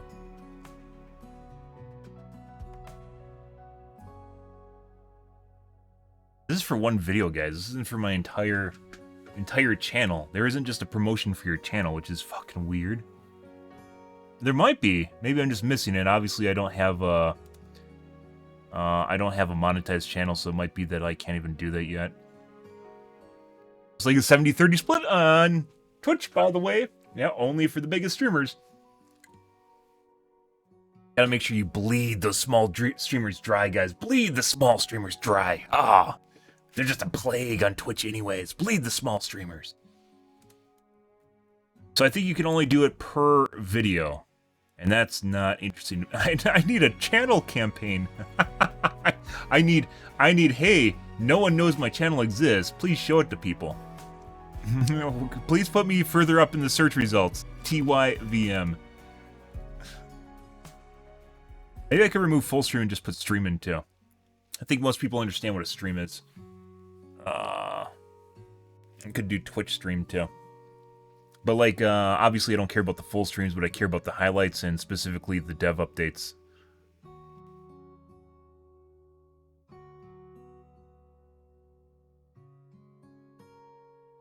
Analytics. 0. Our analytics are looking good, guys.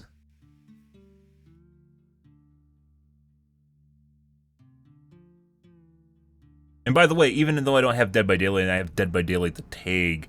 But the tag isn't exactly the same as Dead Space by Space Daylight, right?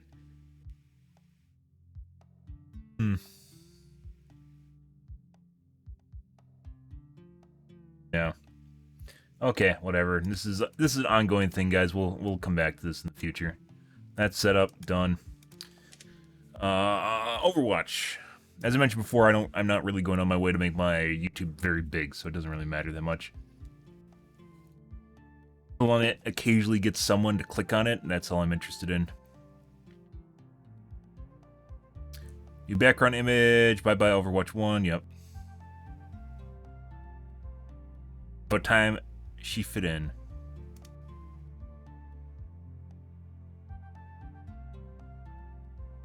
torso is also bigger. Get nerfed.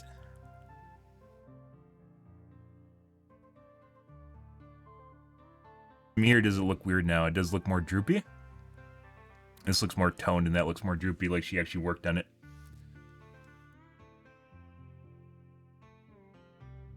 But then again, it looks like her torso is also bigger, too. If you look at the spine to the front.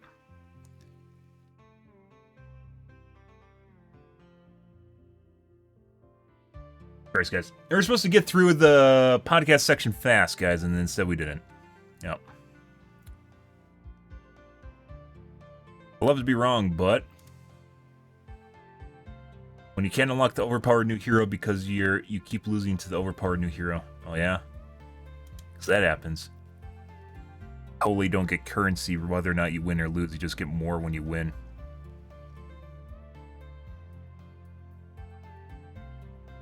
There's tons of heroes in Overwatch. People don't play them all, regardless of them being viable or not. People have particular heroes that play just like in League of Legends. Fucking Overwatch community is just used to free things. And now they don't want it to go to a service, and instead they just want free things still. Reddit. AMD's Reddit. Take a look at Gamer Next video tomorrow. I hope AMD doesn't make fake frames like DLSS 3. I agree. We talked about that. It's probably going to end up with some really weird shit. Relation.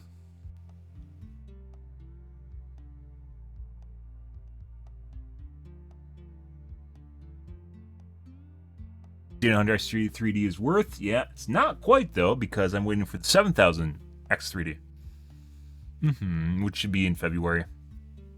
But it'll be cool to see what the benchmarks look like for the 7000 series this coming week.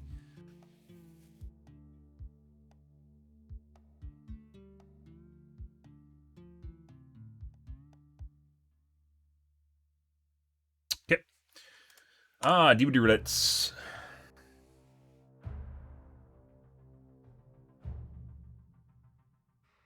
Seen this coming, honestly. People excited for Scooby-Doo, Bioshock, Headless Horseman, Diablo, literally anything else. For Honor, what? Oh, there's a leak apparently. For a new killer.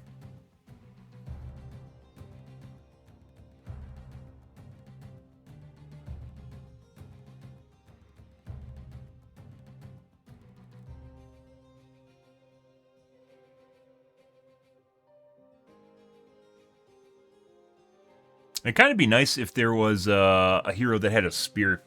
Like, once again, it's kind of weird that the Dead by Daylight's always been stuck in kind of like this VHS sort of horror world, when there's a lot of really cool heroes from the past or killers from the past that they couldn't capitalize on. Someone with a javelin would be really fucking cool. Sort of like a combination of Huntress, maybe with a slightly ranged killer, where you can jab with the spear or you can throw it and hit people to walls from across the map. That would be fucking hilarious. Where you stick people to walls, and they have to pull it out.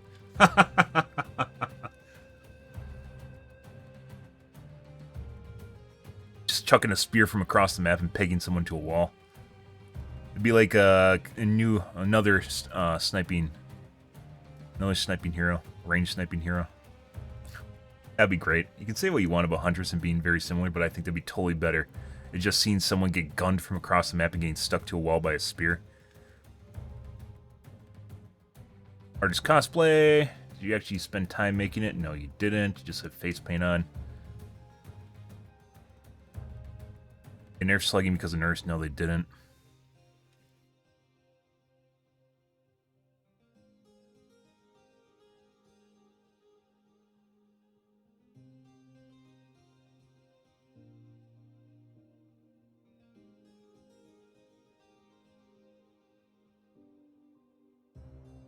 It's insanely boring.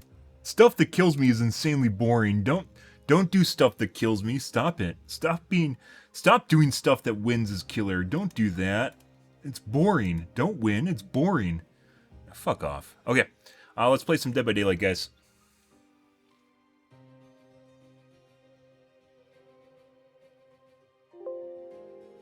Don't do things that help you win. Stop being a smart killer. Stop being a smart killer, guys. Don't be a smart killer. Don't do it.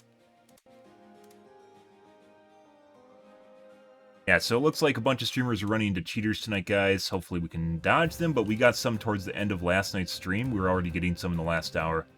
I don't know exactly what that means, but yeah.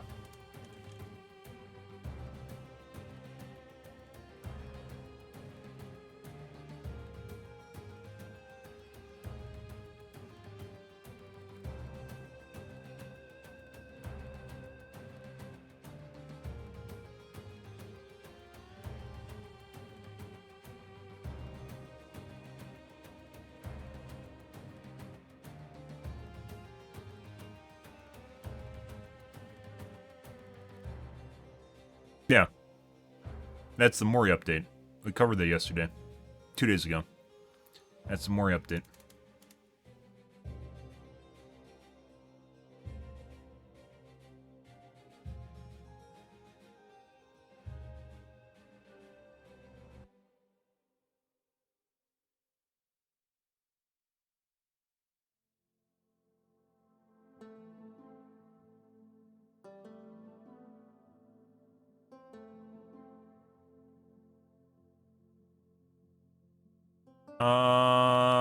Leave.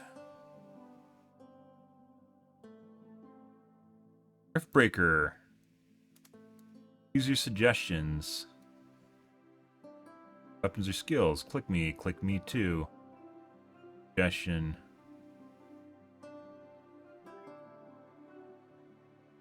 Oh, hey buddy.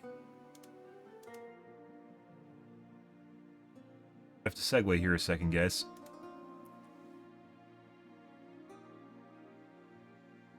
Aw.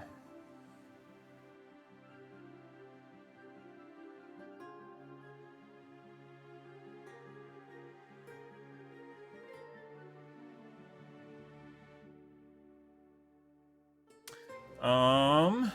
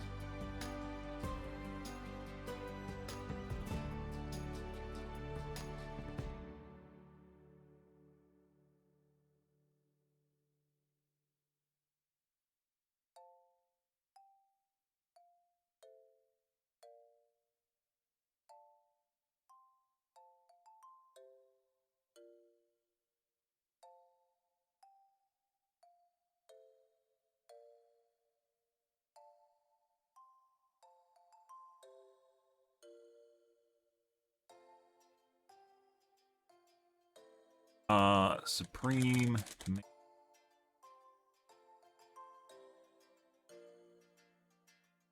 Called.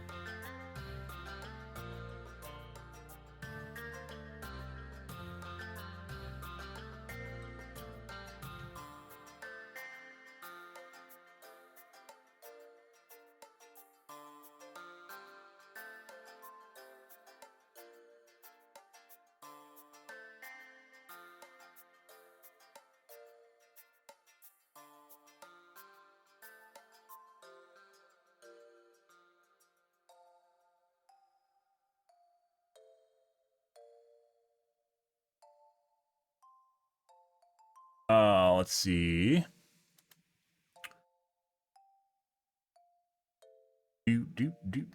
Where was it? The guy actually wrote a book.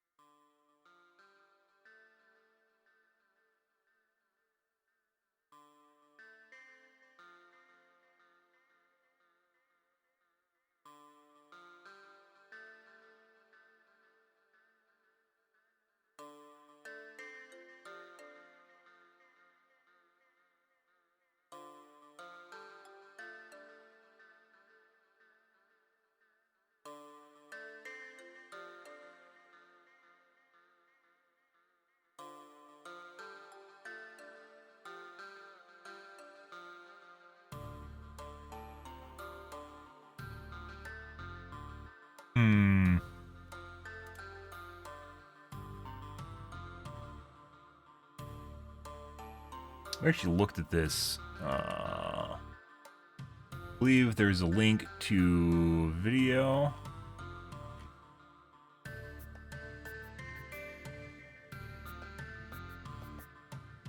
StarCraft 2 pathfinding is pretty impressive. It's not.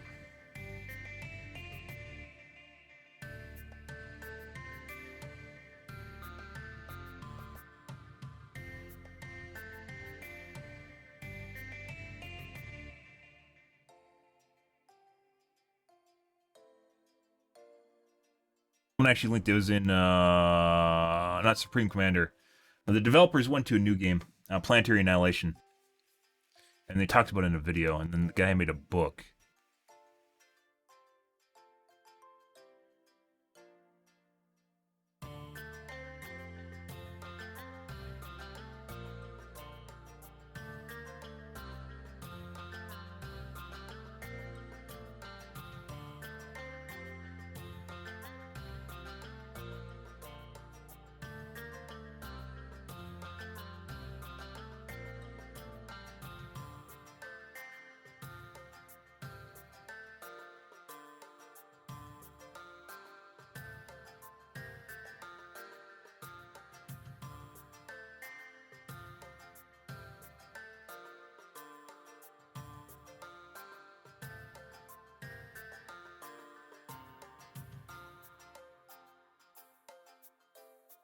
Paper.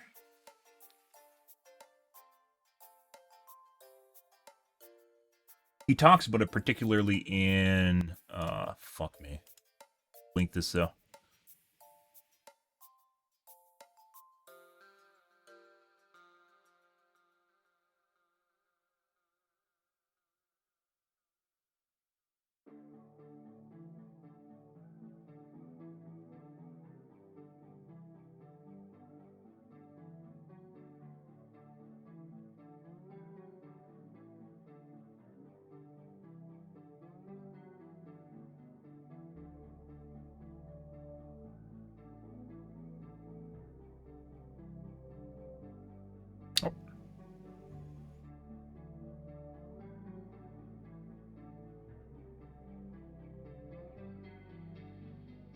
That.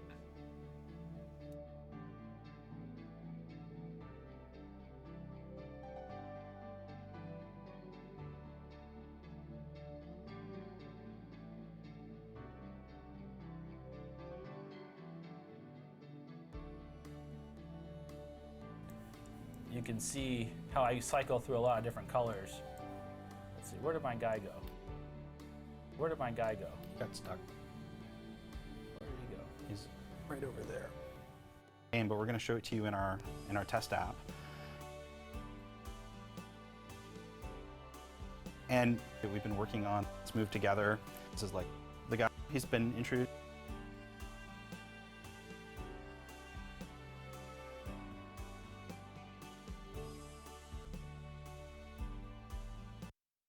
before in previous live streams. He's the guy that's working on all the navigation stuff. And so what he's the guy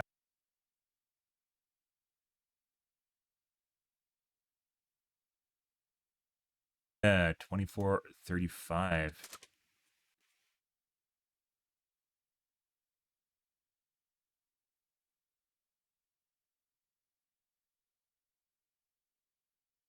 streams. He's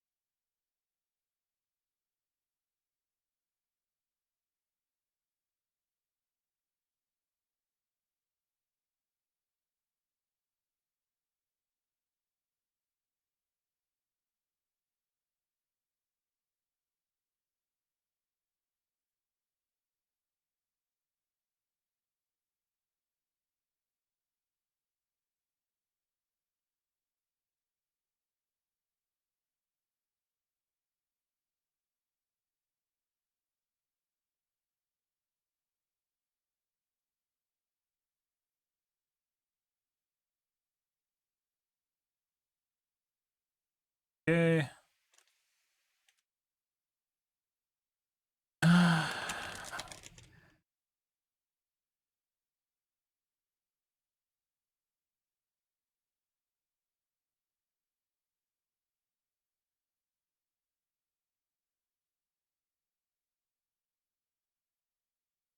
Suggestion was added and awaiting moderation. I'll vote. Oh, I just downvoted myself. Okay.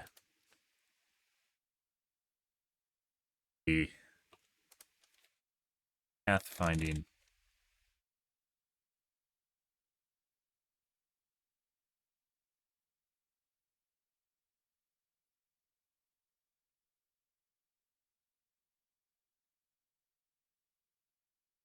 Kinda what I was looking at, but not the same. That would be a product of the shitty pathfinding in the game. Was I supposed to fucking add tags? Did I not tag something?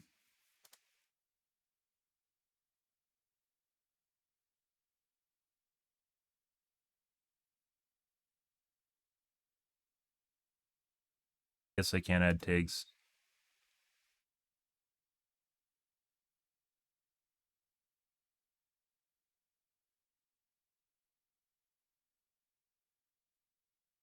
This is something, so mods, stop destroying mods on a tower just simply is totally a balancing mechanic. They could totally fix that, like with a mod, if they wanted to. Killer towers, regrowth around base.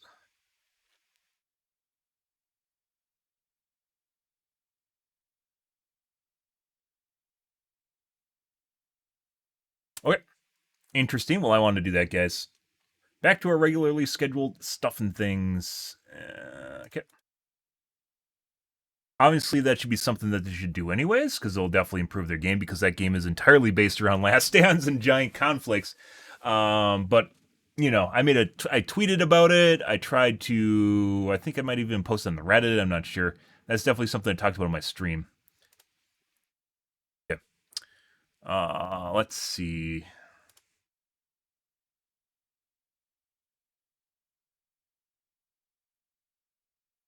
All right, let's go see what kind of shit we have to deal with tonight, guys.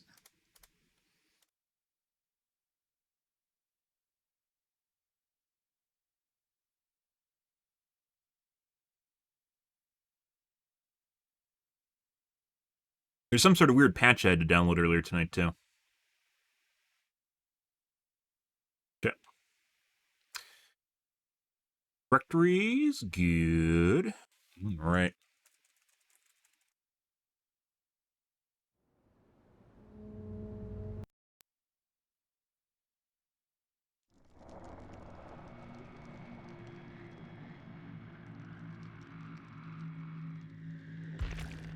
Dead by daylight.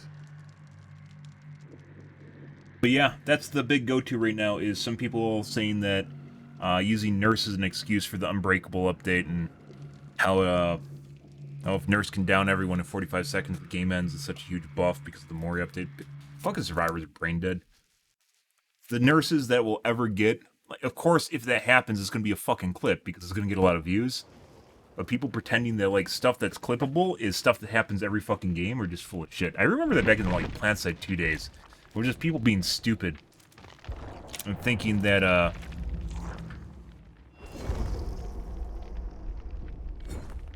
if something happens and they saw it on YouTube, that it happens in every fucking game because they're dumbasses and don't know what a montage is. Dumb shit. Oh, by the way, I guess I knock everyone down in 35 seconds and every fucking game is Nemesis. That's every game is Nemesis, I guarantee you. Jesus Christ.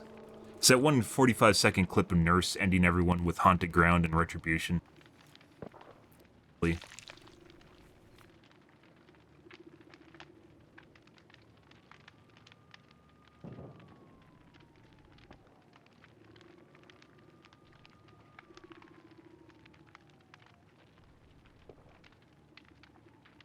Well, let's see what kind of cheaters we get tonight, guys. Shall we? We shall.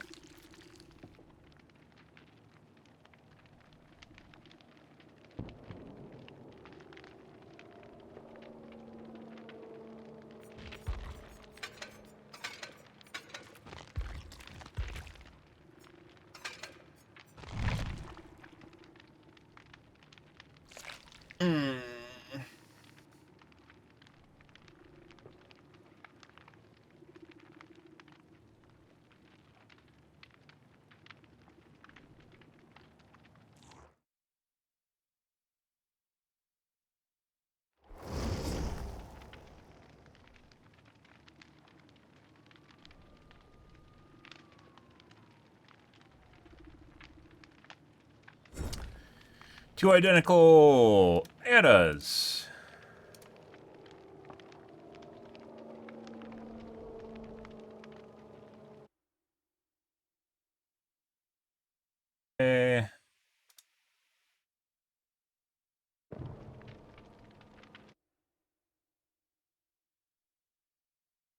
Crass name. Funk Collector. The question is, should I start dodging crass names again? I mean, yesterday we had crass names. We had 3 private profiles in the cheat lobby. Wait, why is this guy off the side? We're going to leave. Eat red flag. Ada was in the wrong spot on my screen. Next game. I'm not even joking. The Ada, instead of being under her name, was like over here on the side next to the other Ada. Done.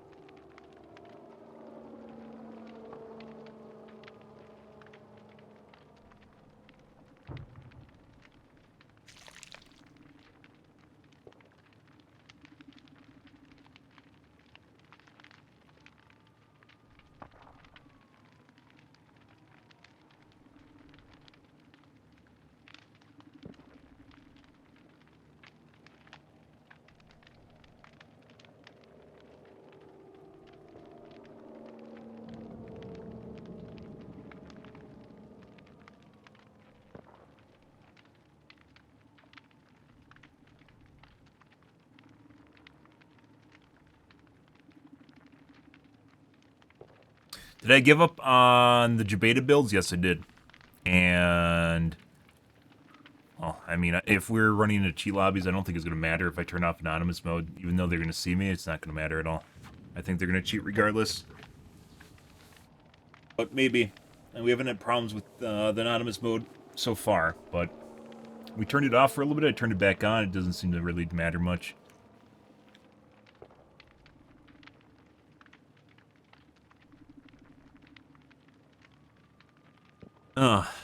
Good stuff, guys.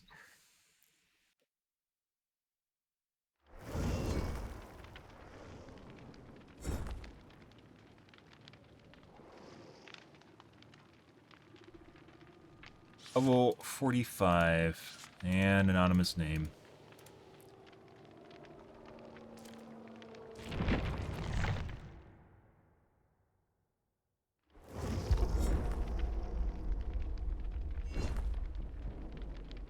Good evening, guys. Welcome to my stream. Oh, yeah. Mm-hmm.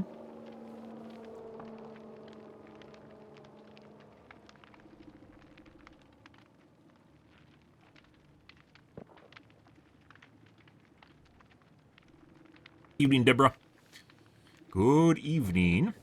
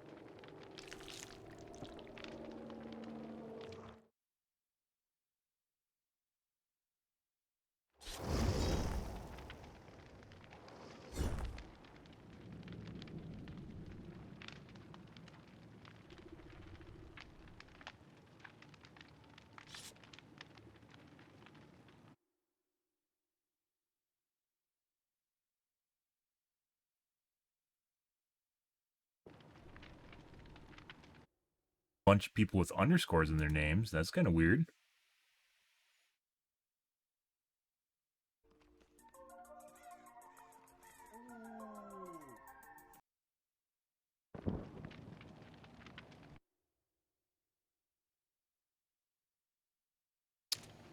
Clan tags.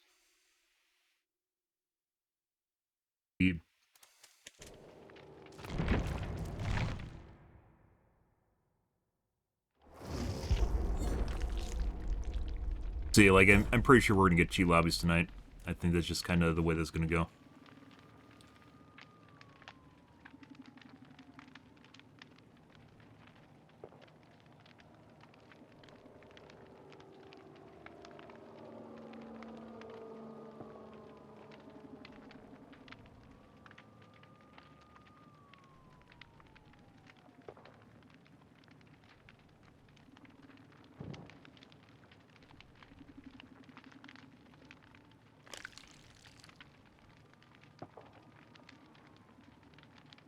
Probably another one of BHVR's MMR nights where they tighten up the MMR like they were doing last week. Week before. I think it was week before.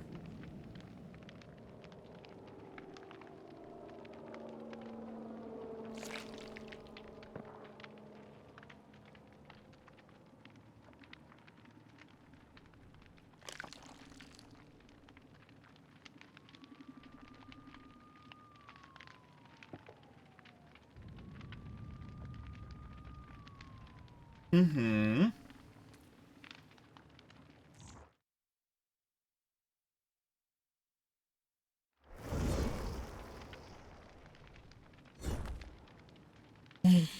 What do we got?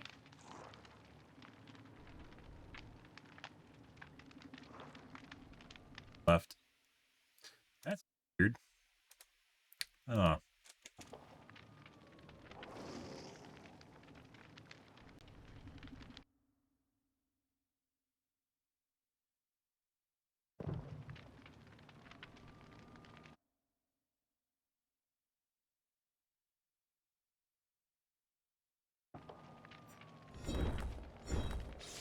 Other one just left. Or rotate lobbies.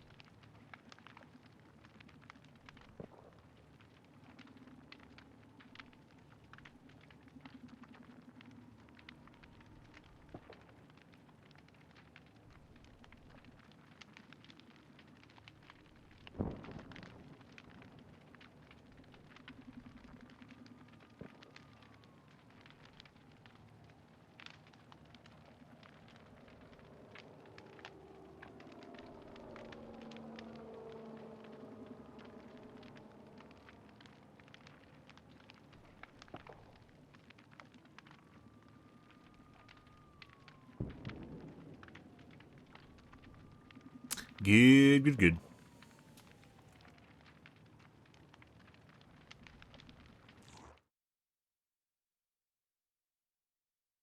What do we got this time, guys? And 3 globes. This feels kind of wonky for some reason.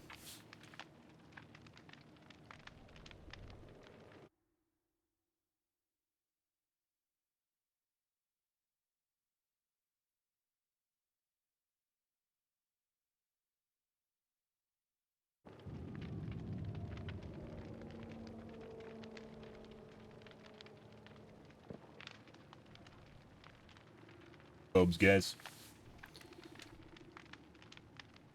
Yep. In before Temple of Purgation. Purgation.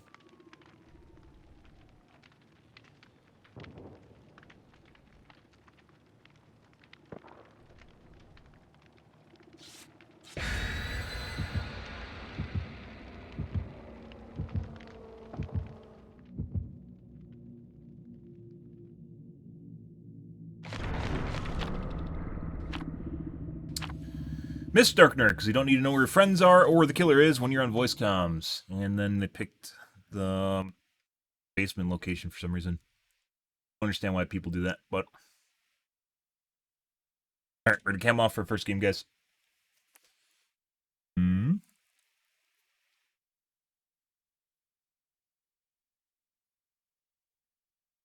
Even more than that, maybe I should just cam off for every game. Good, good, good, good, good, good, good, good, good, good. I've thought about that. I've told you guys about that. Just camming off for every game ever to reduce stress levels and just keep it on during podcasts and maybe a little bit during the game, after games.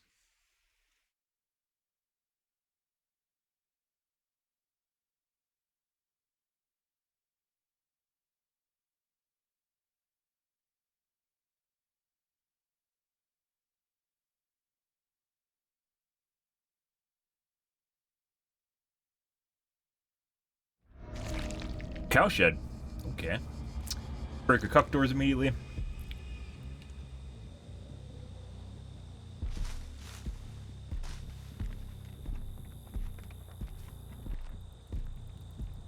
Guy.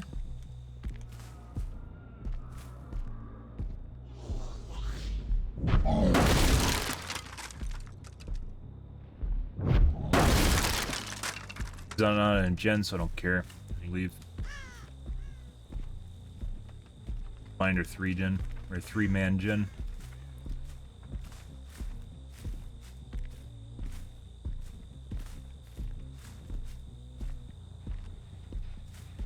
Person.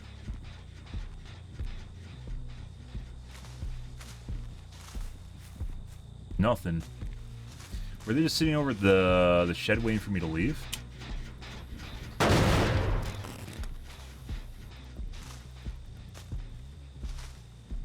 There. Back to the kill shack, or the barn.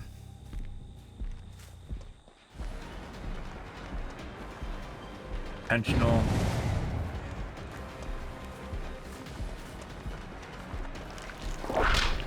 Hit just now.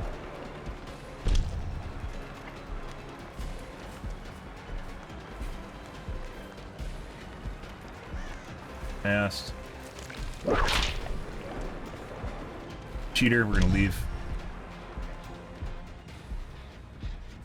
I'm here again. Saw Dwight earlier.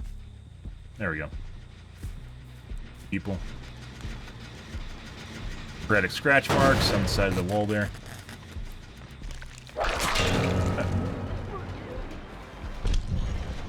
I don't remember who the Steam player was.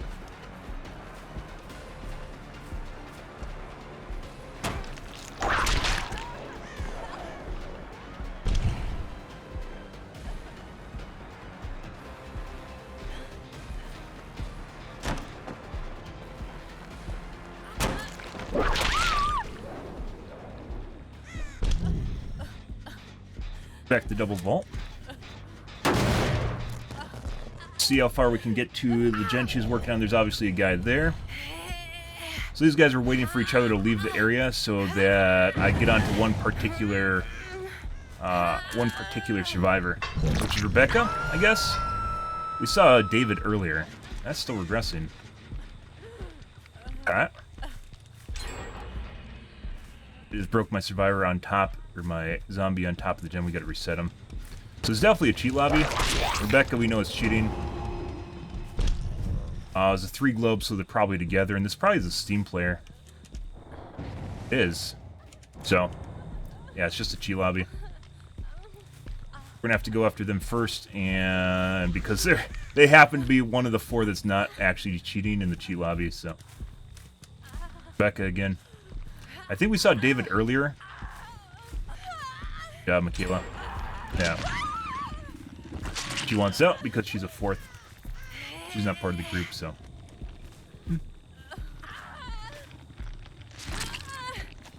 Bye, Michaela. You just happen to be the weakest link in a group full of cheaters, so. Bye. We're gonna go after David. Yeah, Rebecca's definitely cheating. We're gonna go after her.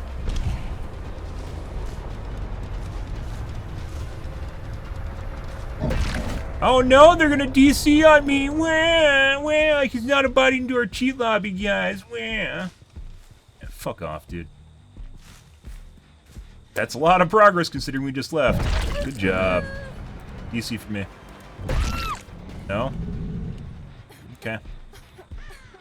You have a longer penalty than your friend. DC exploit for Hatch now.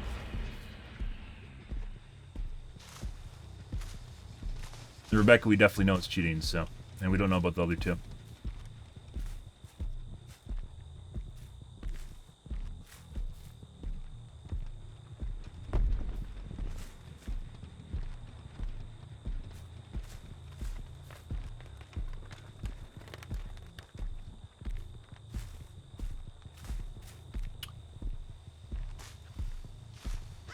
Either camping or going for pickup on the Fang. She's probably just hiding in a corner jerking off right now. Go over here.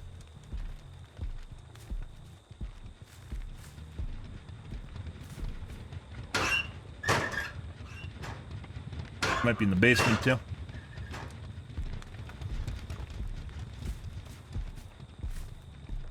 That's not the way it works. You slow down when you hold mouse 2. When you pull out your whip, you slow down, and you don't get in a position to mouse 1 all the time. Check basement.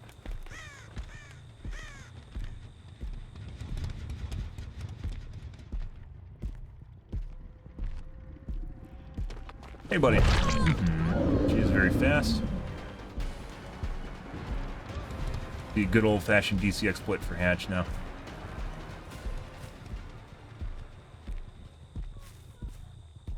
We chase her even after she picks up Fang.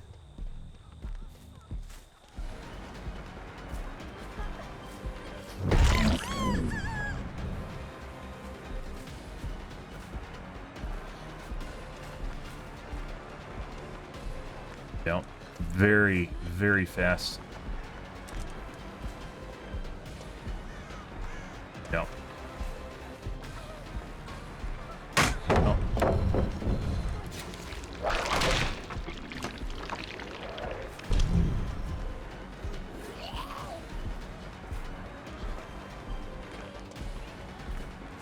Fang's still over here?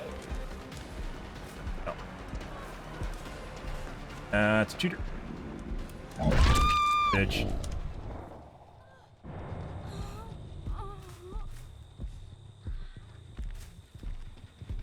I tried to desync that way too hard.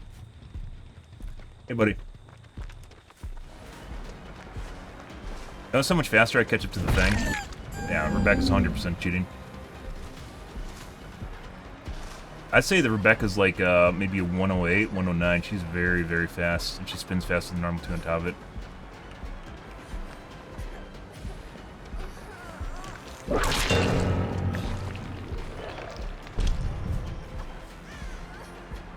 Stuck just now. Yeah. I don't know. I don't know if we can bleed her out.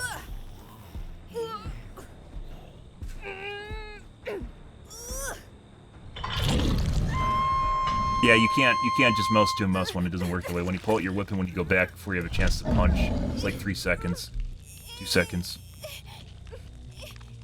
Yeah, no, it doesn't work that way. If it did, I'd be doing that all the time. You can't just instant swap between the two. Wait for 4% in Deliverance now.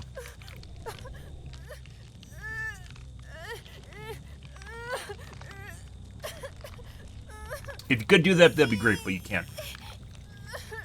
And sometimes between the time when you pull out your whip and then when you let it go, they can have time to vault a window or drop a pallet and you won't be able to hit them with either. You pull it out and then you drop it, and then I can punch right there. It's like 2 seconds.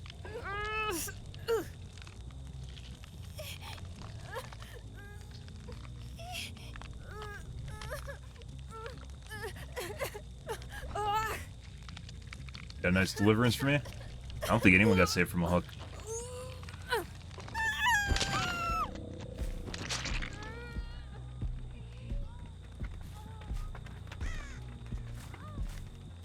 Becca. Where to wait?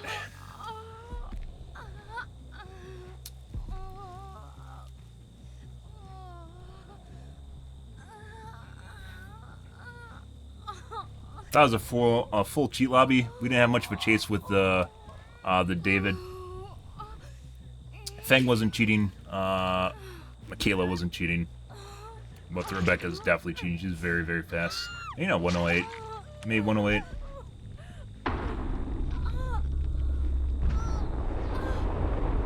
Oh, 7, 108.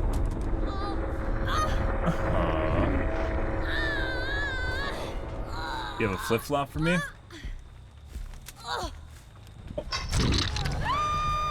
Bye, Rebecca. Duff.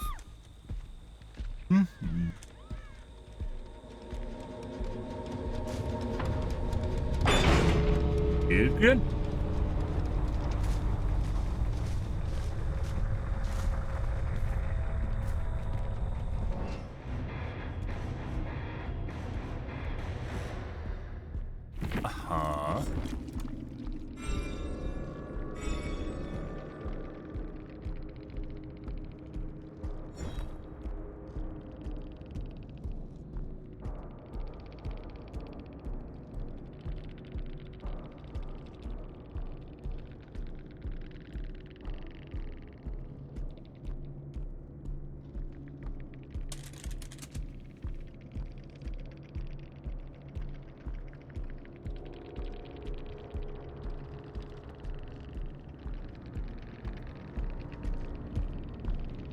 Nothing? I just like pushing that button, by the way. And Michaela was solo. My guess was David was with the other 3. He might have been a solo too. Rebecca was 100% cheating.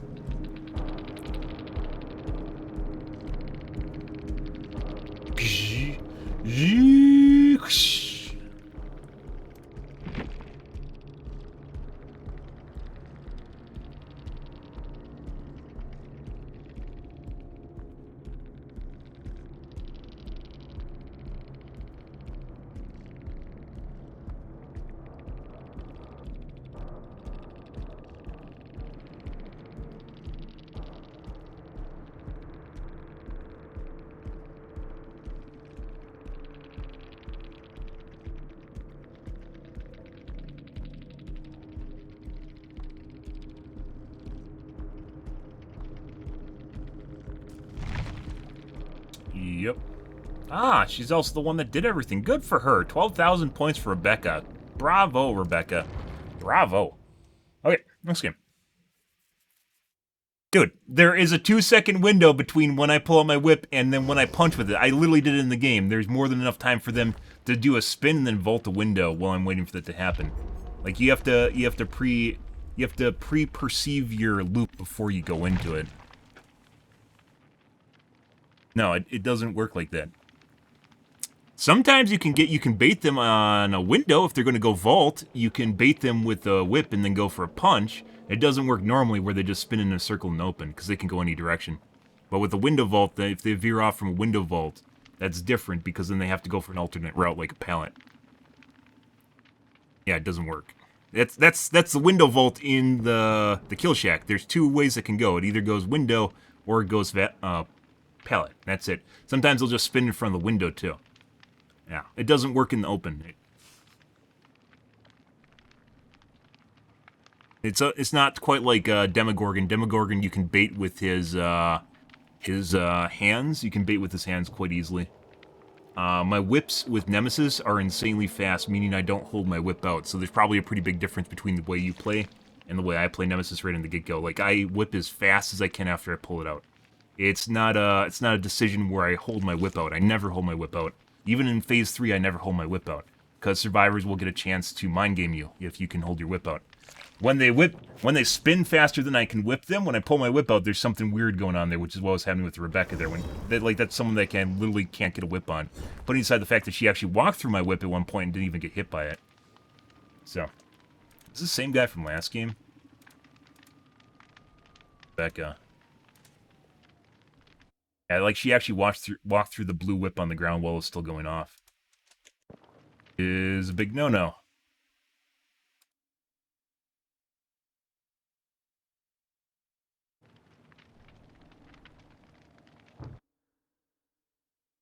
Yeah, it's different if you're in the kill shack. That goes because it's more predictable. And it takes time to get to the pallet before they can drop it. And they're stuck in an area that they only have limited dodging space. Next to the wall by the pallet. I know exactly what you're talking about there. That's different than a normal open... You know, people are getting booted from my lobby. We're going to leave. This game.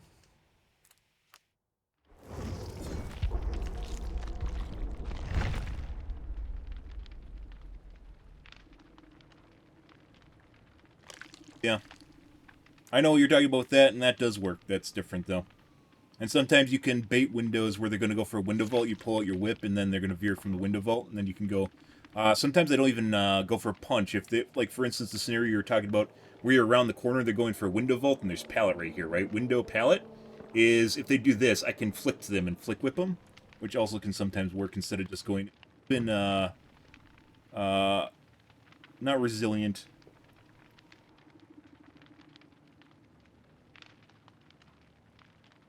It's more consistent than going for a punch, because sometimes, depending on how fast they are, not only can they possibly spin you, but they could get to the pallet in time.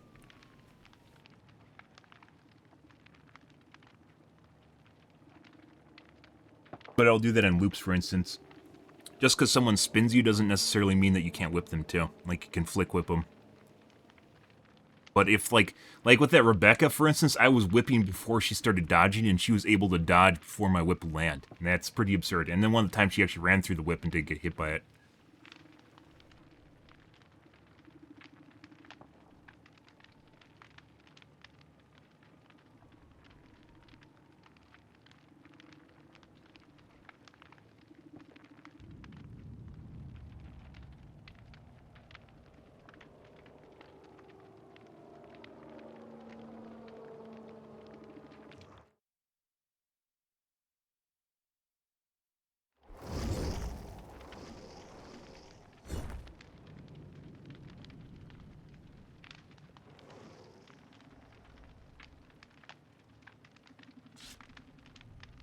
We're missing our fourth.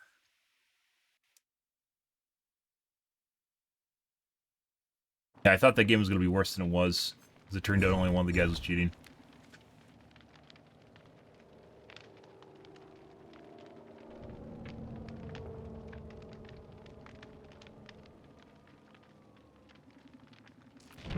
And our fourth is now loading. Next game.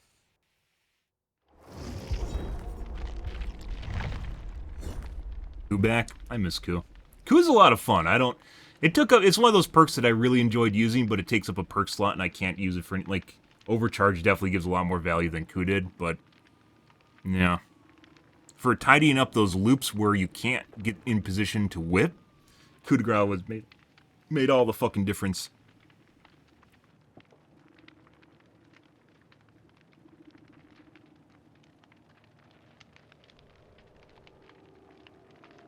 Because you're a guided missile when you're,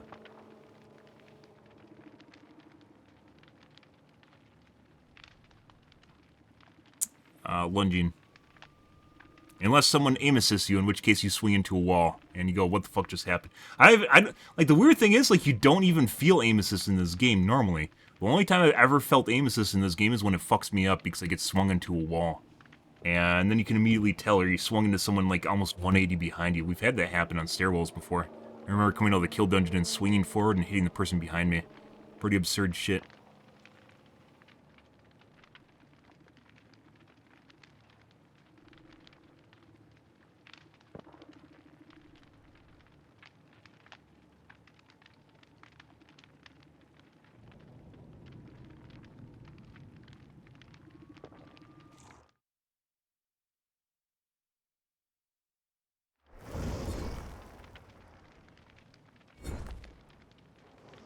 Rank 82, rank 50. 22. Oh, we played against this guy before. This guy's cheats. Next game. That's cheating David. That's really high level. In 6 months from now, I won't be able to discern whether or not he's the cheating David, but for now, yeah.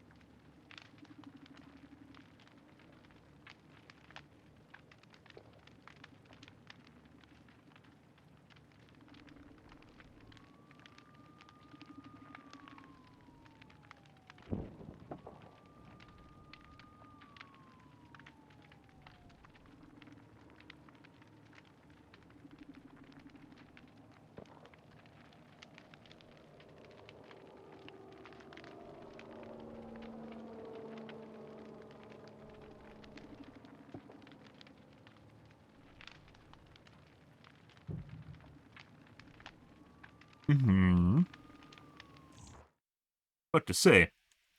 My premonition just predicted that cue right when it happened, guys. For Steam.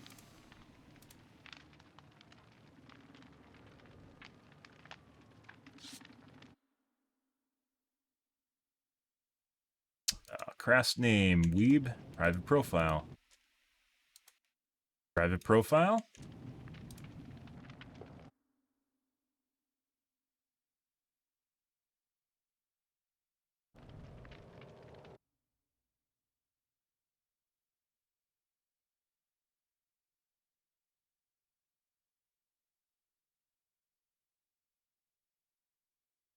Okay, we'll do it.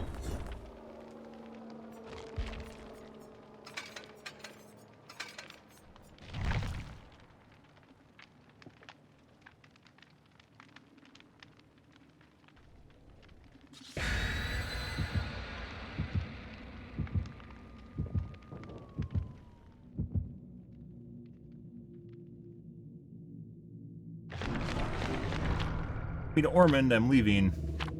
Oh, cold wind. Wow. That's better.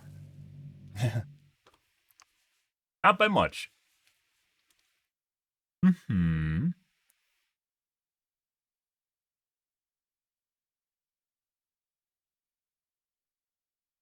Yeah. There's talk of that. I'd agree with that. One of the things I like about coup de grace is a lot of people don't use it. Cowshed. Let's cam off for this one, too. Until we get a feel for what's going on here tonight. Our first game doesn't count.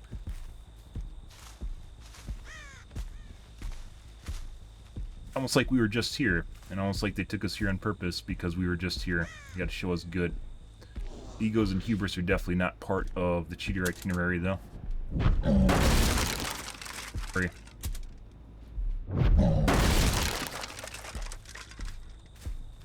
Truck door's gone.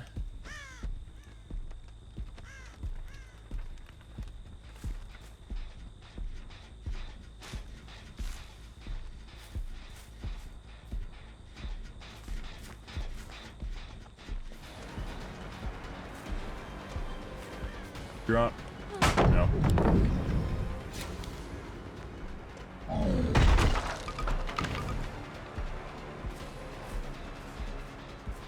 Buddy.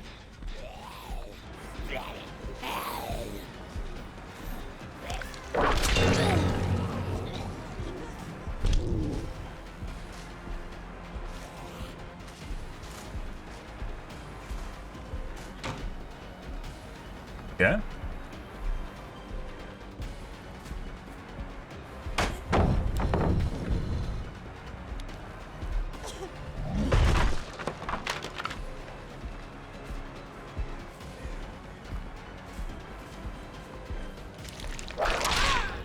Dumb shit.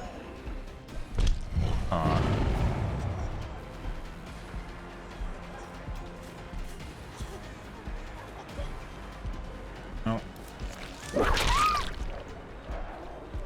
For instance, right there, there's no way I could have gotten that. There's no way I could have gotten that with, go over here. For some reason, we don't have a hook in the center there. That's really weird. With a punch. There was no way I could have punched her, but instead I flick whipped her. Might have been able to hit her with a punch later on. It would have taken time, though. Bet that guy. Double back now. Probably comes...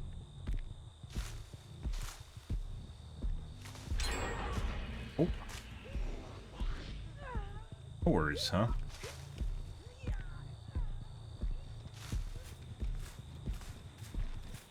Area of very little value, guys.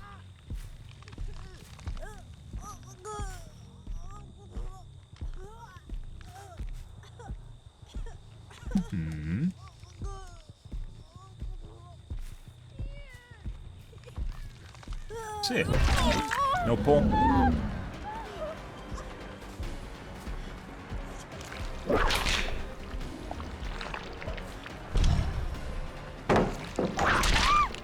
Kinda dumb shit.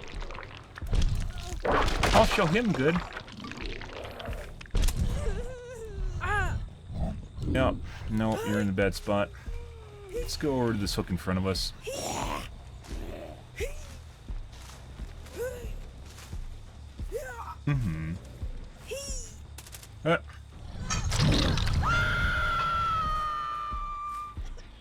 Yes. Let's go over here. Unfortunate spot. Step back. Oh. You guys back in here again, my guess. Gonna hit it. Maybe it's another person that veered off from a gen that we're at. Maybe this one. For an unhook, excuse me. There.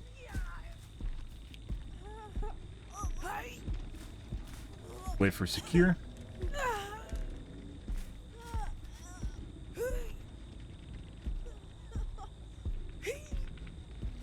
So the guy snuck around on me.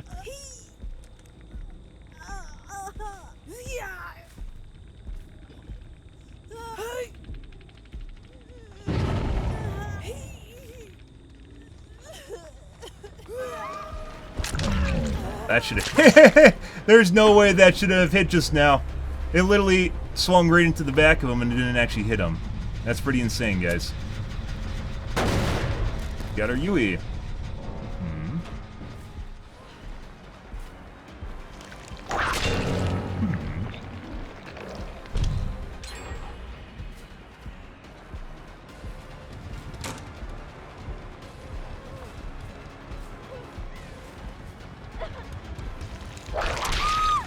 Auto dead hard. Very possible. Lots of distance now.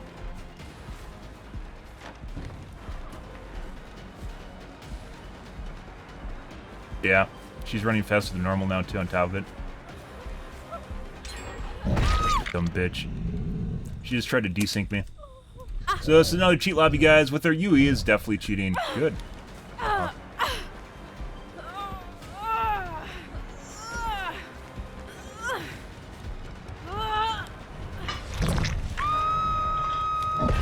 Go for an unhook, my dude. There you go.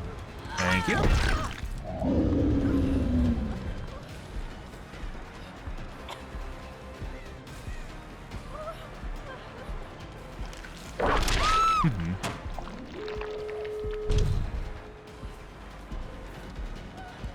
That is definitely very certain that's auto dead hard if she doesn't have OTR. She even screamed like she just went down. There you go. What just happened? There you go. W key. No other way around it. I don't want to take time here.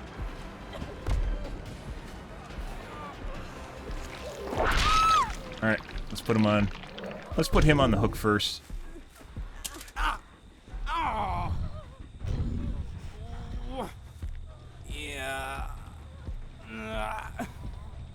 Pretty sure the Ada doesn't know Unbreakable, so we're gonna wait. He might 4% behind me. Wait.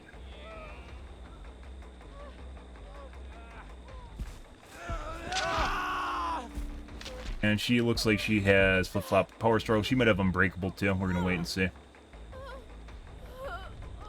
Yeah, that was fucking weird as shit. She screamed. I'm pretty sure that was an OTR. I'm pretty sure there's a DS. So the UE is 100% cheating.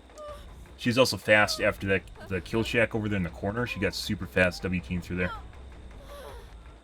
We're gonna bleed I think we're just gonna bleed him out. I'm not gonna wait for this shit.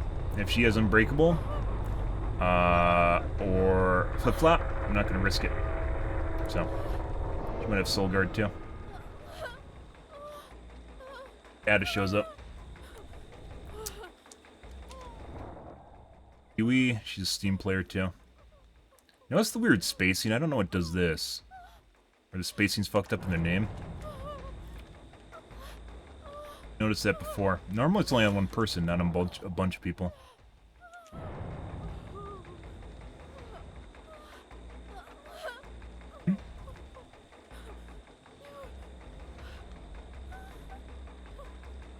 I guess she's gonna possibly. Let's actually go on the other side. Right here. Other side.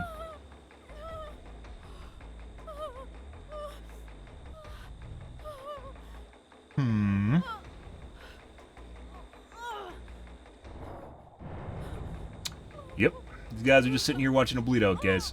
Good for them.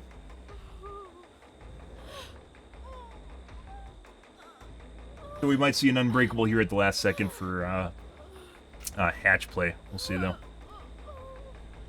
So, sitting on a pallet could mean that it is a flip-flop power struggle, or it could also mean that it's Unbreakable. Probably would have dropped it if I went for pickup, though. Probably not Unbreakable.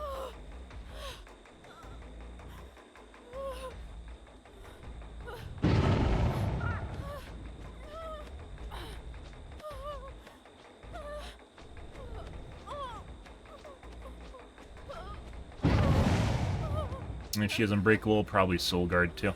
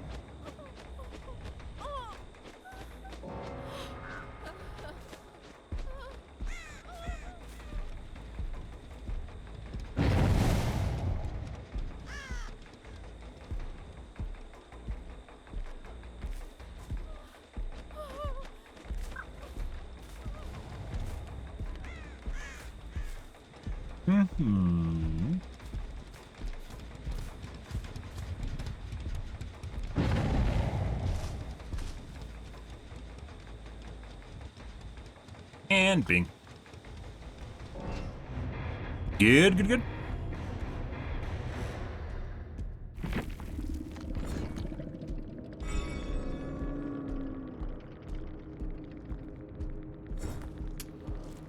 Did Yui have OTR? No, that was an auto dead hard.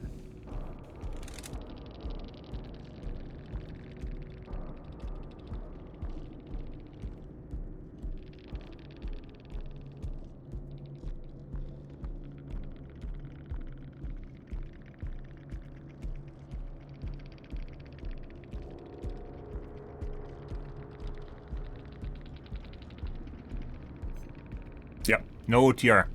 So we hit her in the middle of a bout and she screamed like she got hit, but it canceled it out. Very certain she has auto dead hard. I'm pretty sure she sped up there at the end too.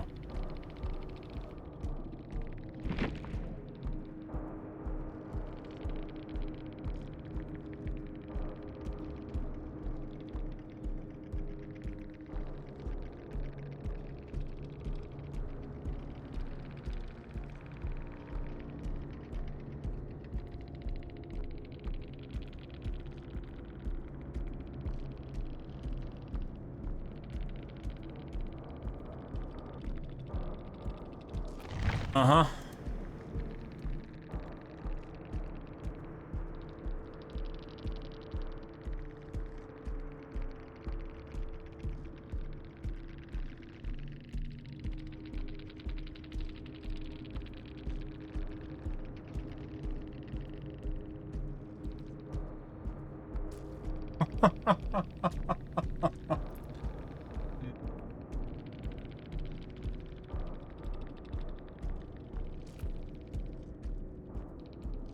Yeah. You mental? You mental, man? She's gone.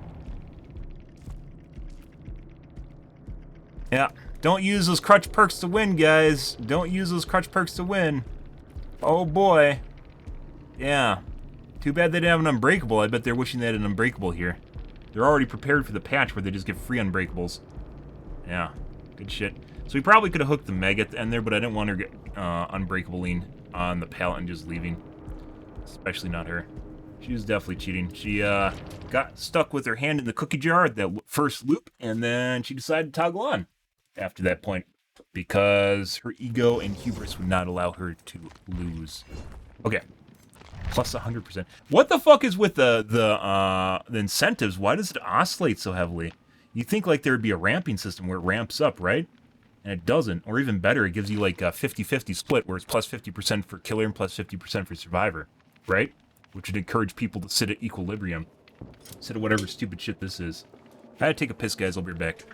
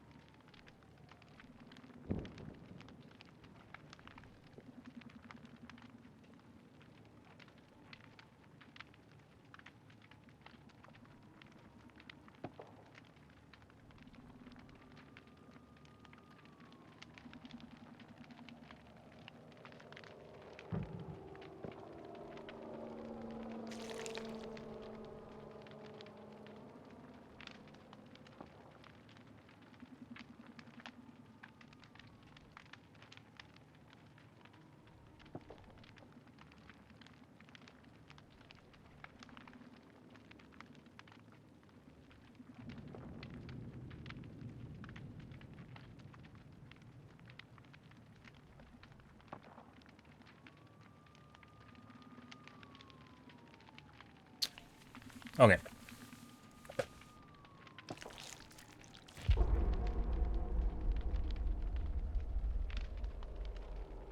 killer incentives, guys. Oh my god. They still finished gens that map, too.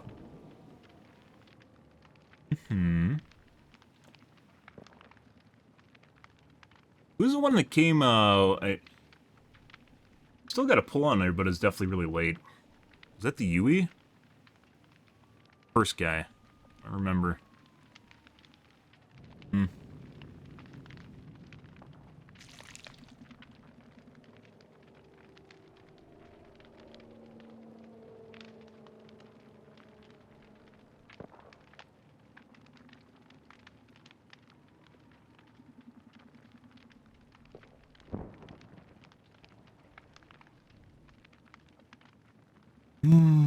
Good.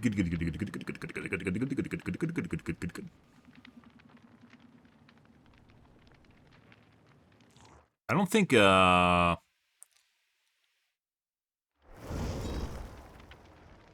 don't think the incentive bonus is based on MMR. I think it's for all killers and all survivors right now. Got 3...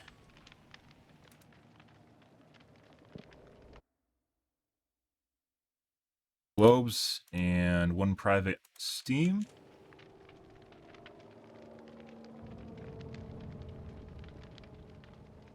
Fuck is this shit?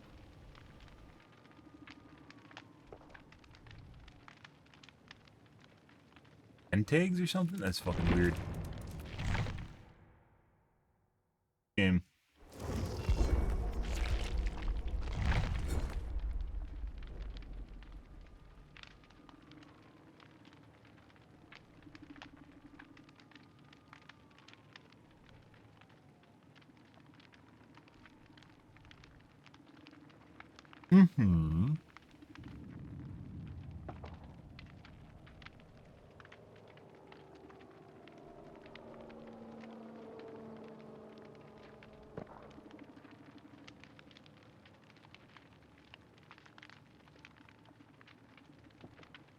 Hey, Equal. Good evening, dude.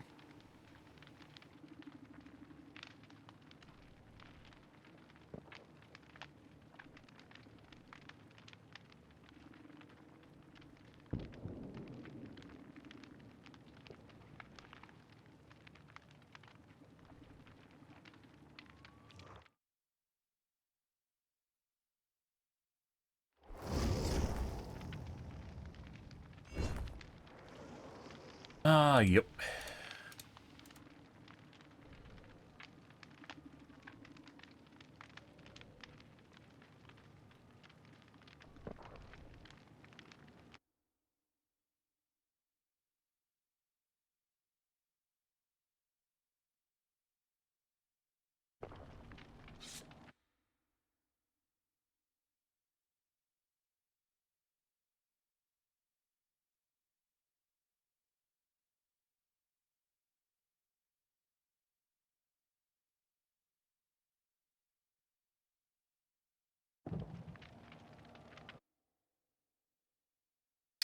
We definitely have degenerates in our lobby.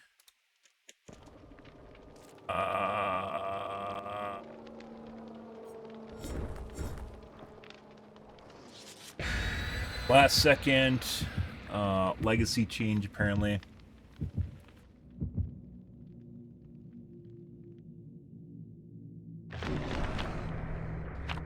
That in their profile.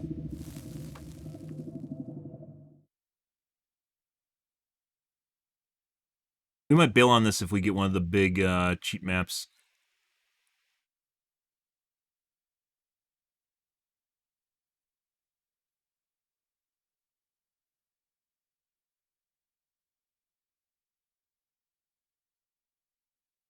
Zombies are going to be broken, but we'll play it. We're going to cam off. Good. We'll see. Being extra careful tonight, guys. A lot of streamers have gotten held hostage. It's probably intentional.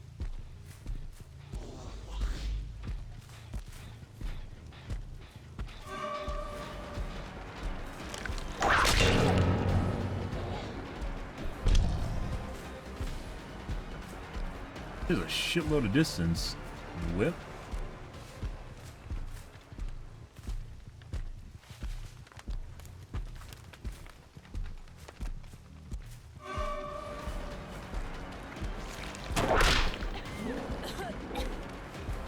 That's the cheat lobby. She's way too fast. She has enough time to double back. Yeah, she's fucking fast as shit. Yup. W keep. Like, she has enough time to set up for these loops.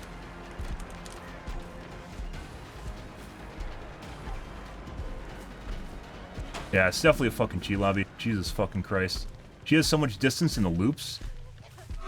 I just lost chase with her. Yeah, this is 100% a cheat lobby, guys. Holy fuck. She has enough time to go around to separate parts of the loop, guys, and I'm not even in place. It's like a 108% speed hack, 109.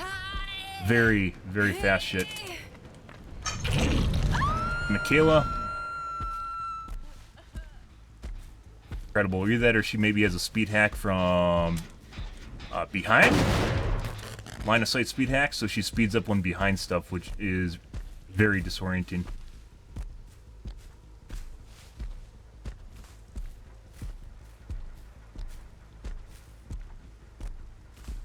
Killing herself for some reason, that's great. Come on. No. Hey, look, guys, somehow they literally broke my generators. Isn't that fucking amazing? So these guys are cheating. If you guys notice here, they broke the 2 gens that got deadlocked here. They weren't even close in timing, by the way. The 2 gens that got deadlocked here were not the gens that were being worked on. We'll go take a peek at this one on the other side, but that gen over there should have got deadlocked the moment that it popped, and it didn't.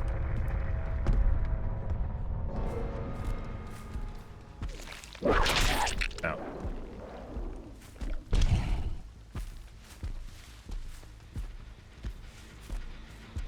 Shit. Makes complete sense. Means they're on different gens right now.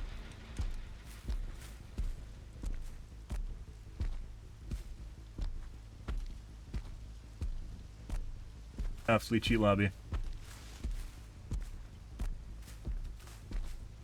Guessing this is the Claudette, just being a dumbass. Double back to the cross gen now. So they're trying to hide their carries right now. Only one of the Claudettes has Legacy.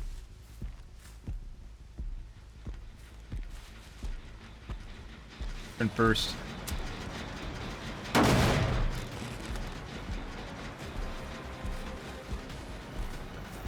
Very fast again.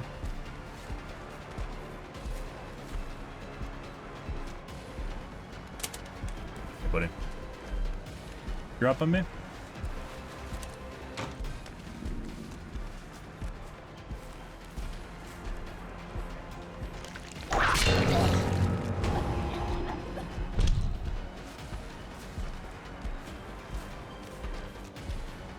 That. She's very fast once again.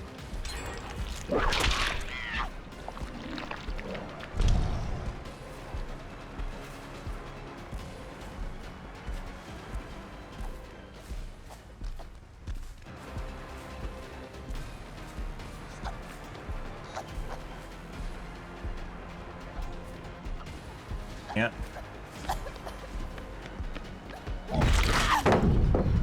That was right at the end of it. At least that seems like she triggered it. These guys are doing gens too fast to on top of it, so. Cheat lobby, guys. Not even fucking playing loops. Unbelievable shit.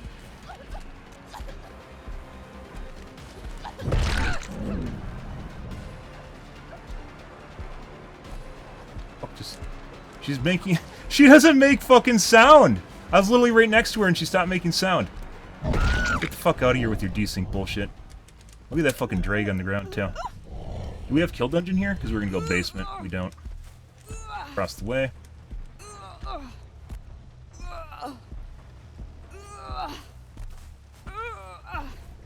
Christ, guys. Fucking cheat lobby.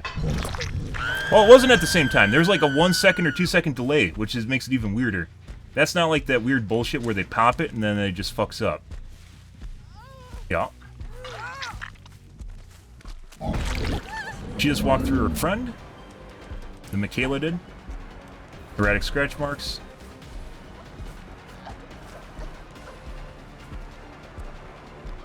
Yeah, her sound disappears when she's behind shit. Like, really heavily. Yes, now she has it. Warp on the ground, too, on top of it. Yes, because obviously she doesn't need it. Let's go back to the same hook.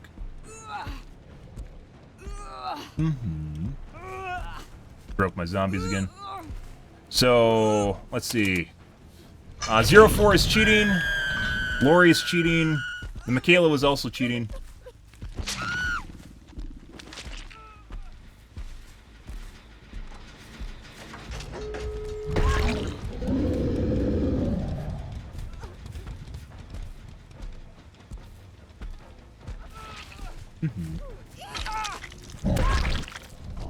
Okay.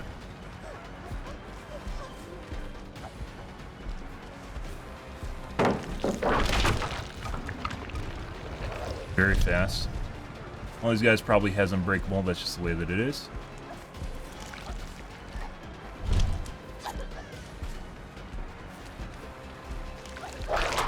Oh. Alright. See who has unbreakable.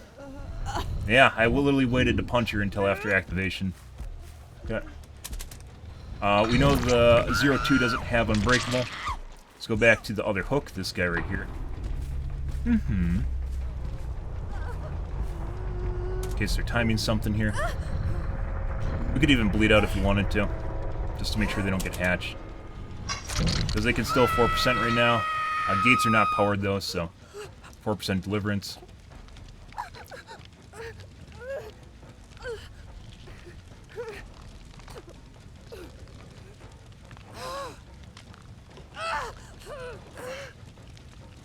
The 04 was the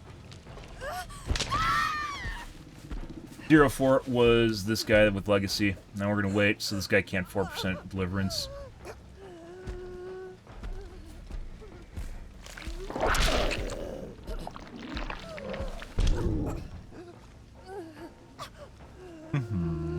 No.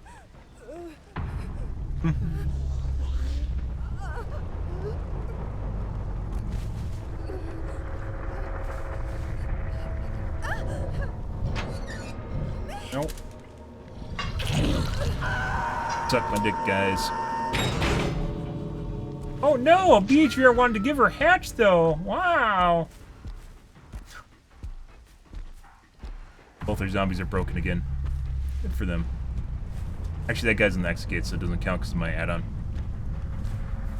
Whenever they spawn in the exit gates, they're always broken. For whatever reason. Good stuff.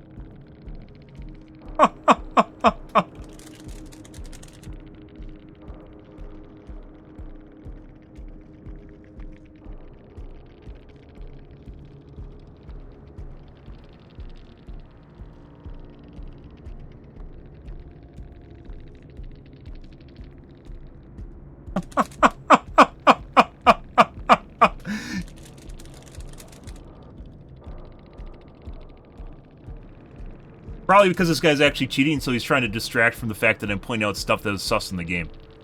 Who did I say was the guy that was cheating? The one of the Claudets was cheating. That was 04 or 02? Ah, good shit.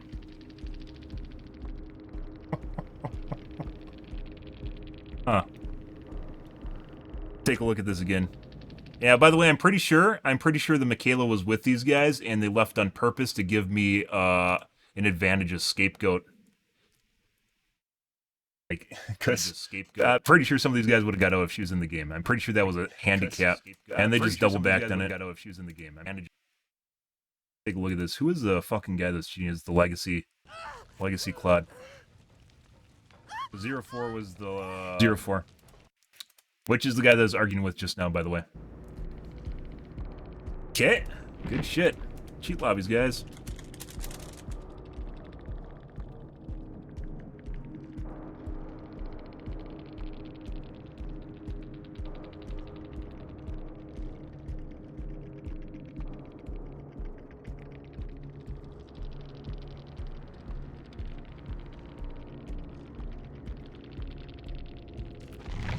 Michaela was cheating as well. I think she gets faster. I don't know. It definitely... I'm pretty sure she get faster behind stuff. She's one of those cheaters.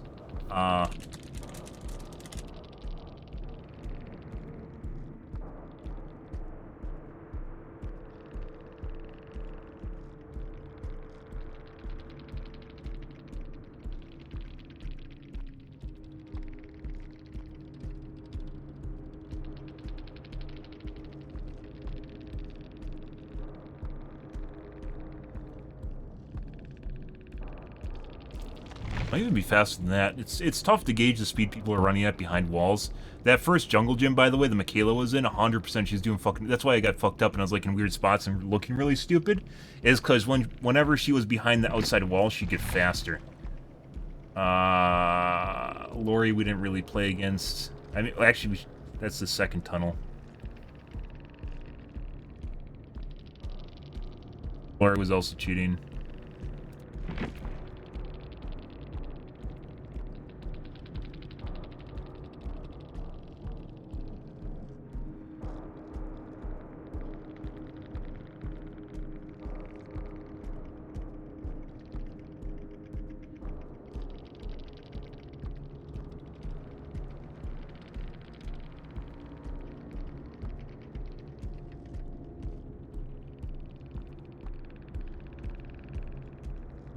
That was really fucking weird. That wall, by the way, we should 100% be able to hear easy as shit. That short wall, 100% should have been able to hear.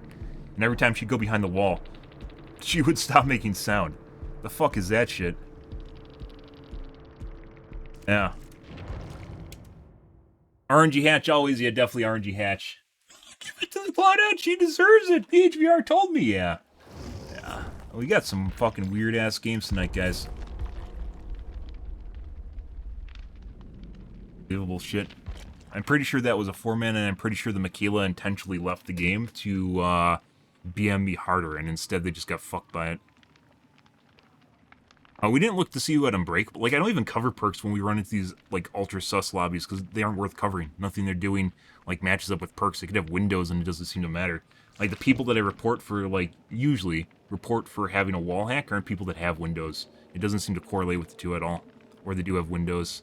As it turns out, when you have a wall hack, you don't need to use windows, do you? But sometimes cheaters will use certain things to cover up the fact that they're cheating. We had a guy, was it like last week in the Garden of Joy that was using no, it wasn't Garden of Joy, it was Gideon. It was this week. In Gideon, we had a guy that was using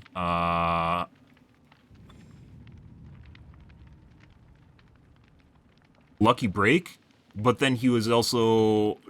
He stopped making sound. The moment you'd whip him, you'd stop making sound. No sound at all. No Iron Will. I thought he was going to have Iron Will to cover it up. And his excuse of why he didn't make any sounds after I whipped him, no sounds, no infection sounds, no grunts of pain, everything was gone, no footsteps, everything was gone the moment I whip him. His excuse when I did that was he was running Bite the Bullet. Bite the Bullet only works when you're healing, and apparently his excuse was he was in chase. Therefore, he didn't need to run it. Like, his excuse was Bite the Bullet. I guess he was just healing while in chase or something stupid. It's fucking weird. Absolutely weird shit.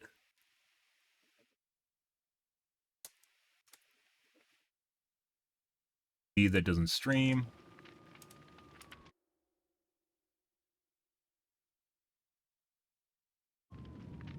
Definitely a 4-man.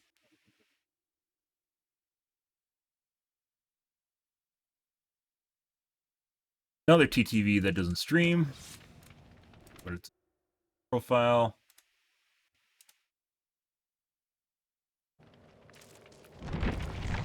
Dodge this. Pretty sure that's a streamer lobby of some kind. Christ.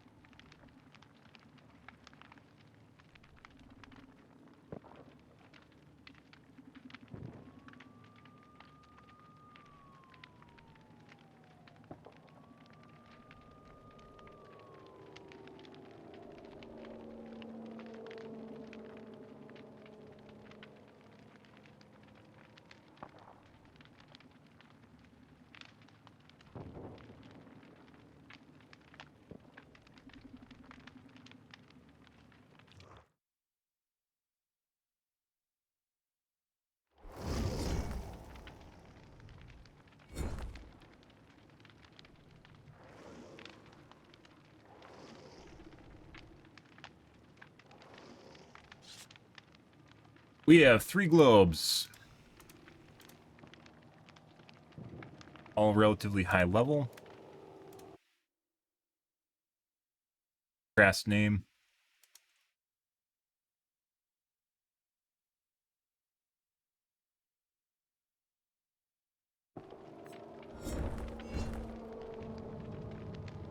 What is with the people with X's at the beginning and ends of their name? I swear this is very, very common now. I don't know what it is. It's always people with globes, too.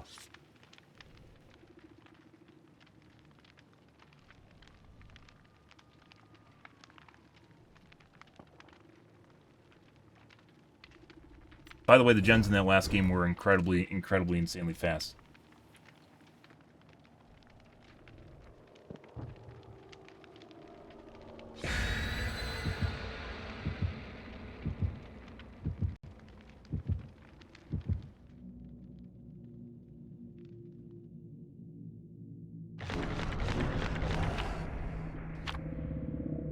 Okay. White Ward. Get him off again. I wanted to play Doctor today. I want to play new killers in general.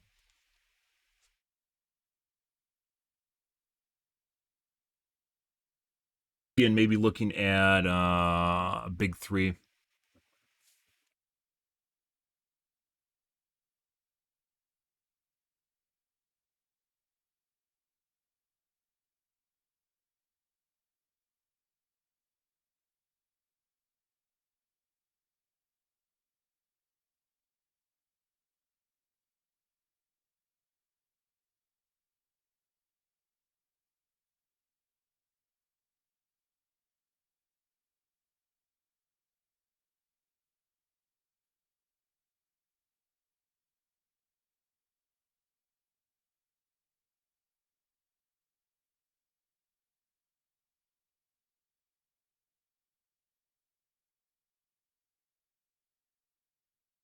What we got, guys?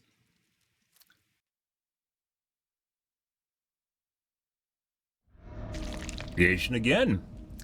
Oh, okay. All right. Huh. Kind of weird. We dodged the lobby, too. that guy AFK? Oh my god, are you AFK?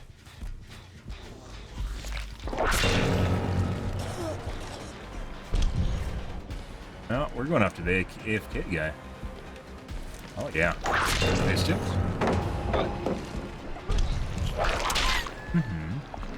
Because you should know better, but you're the slacker in the group, which probably means you're not actually good. We'll see though. Oh yeah. Oh, I like the vibes you're giving, Feng. Love these vibes. Jill wanted to take it for you too. Let's go to this gen.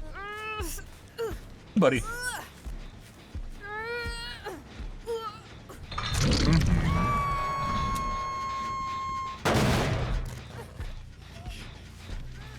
That zombie is just turned off.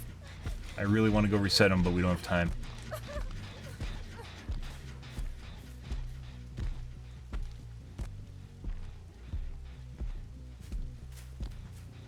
Hook. Oh, good job.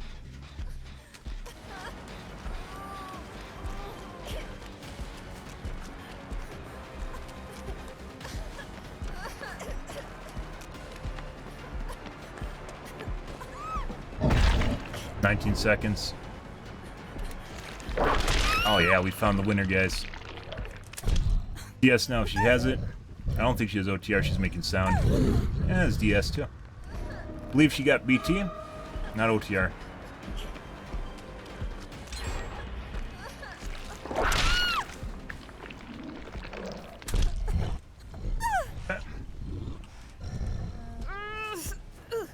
Go corner.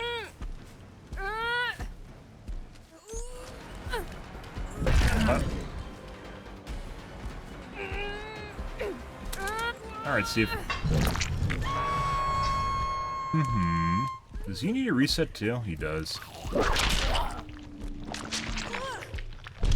Okay, bye. You can unhook behind me now.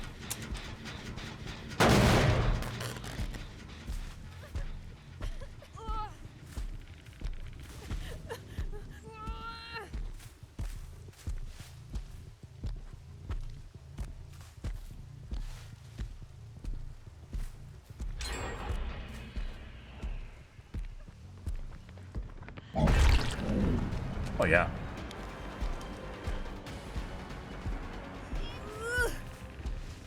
No one. No one.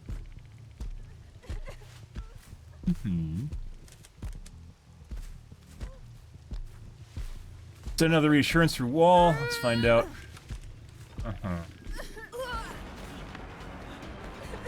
Ha! Hey, you got me good. Let me tap you.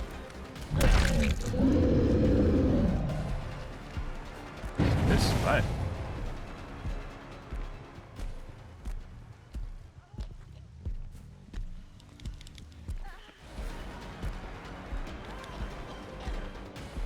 Chasing the wrong guy. Where the fuck did the Feng go? How the fuck did they just hide the Feng on me, guys?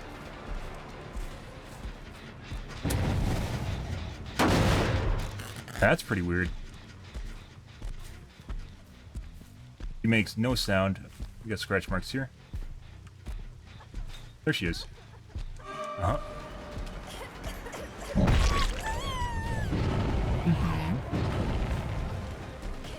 He's catching up to me. That's sprint burst? It has to be sprint burst or he's definitely cheating. We'll check at the end of the game.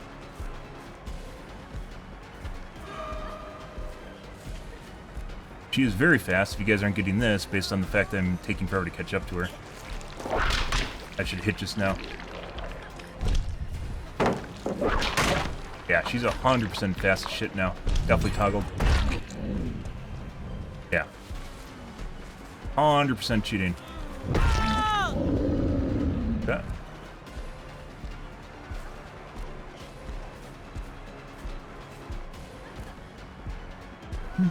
This is gone.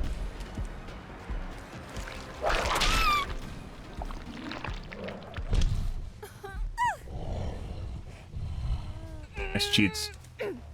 So she toggled after getting ego hurt at the end there.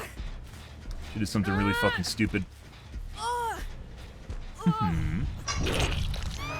Fuck out of here.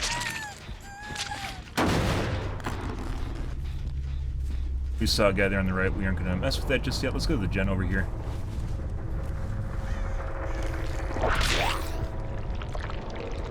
Reset.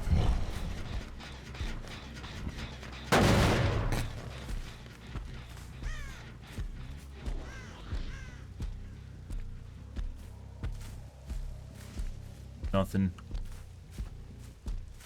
Back.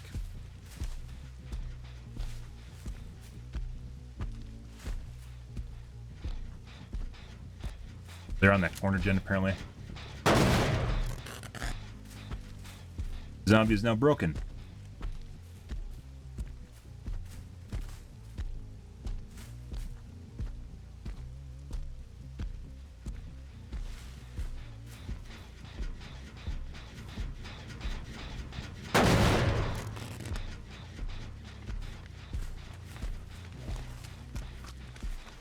How the fuck are you running faster than me? It's not... That's definitely not sprint burst, you stupid piece of shit. Why the fuck were you running faster than me?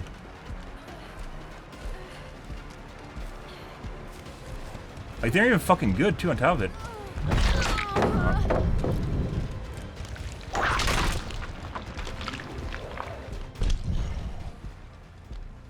Gotta love it where you can dead hard and drop pallets at the same time. That's normal, perfectly normal shit, guys. Fuck is with that shit. Now this is gonna take forever, because once again, when people are cheating behind walls, it takes forever to do this shit. Oh.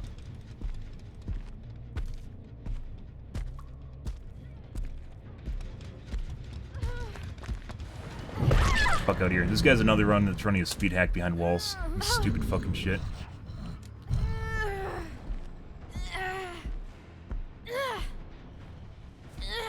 Fucking dead spot? The fuck is this shit?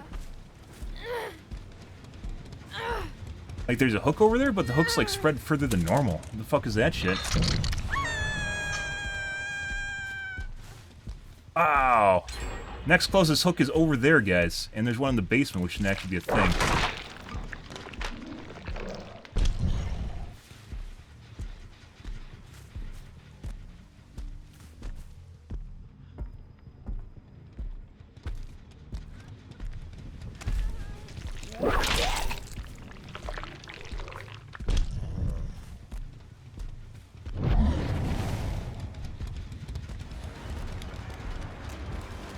Force an escort.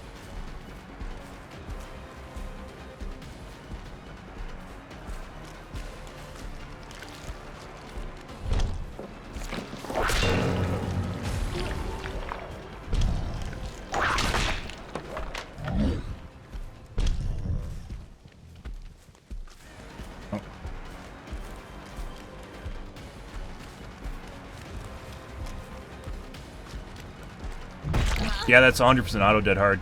That is 100% auto dead hard there, guys. There's no fucking way. The way that was working with me breathing down her neck right there, that she didn't trigger dead hard until I swung. Yeah. Auto dead hard out the wazoo, guys. That's pretty fucking incredible shit. Nice auto DH. Yeah. Wow, you're so fucking fast, too. Good for you, I have Noed on as well. I wish to serve under you, sir. Oh. Annoy them with their own. There we go. Nice fucking auto dead hard, bitch. When in doubt, throw more men at it.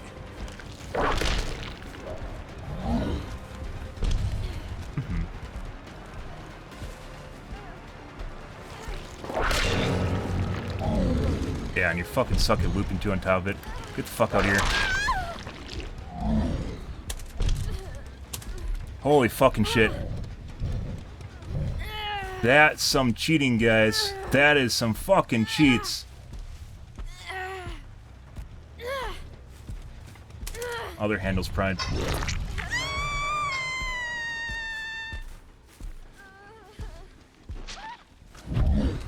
Burst by. Check to see where the guy is. He's on handle.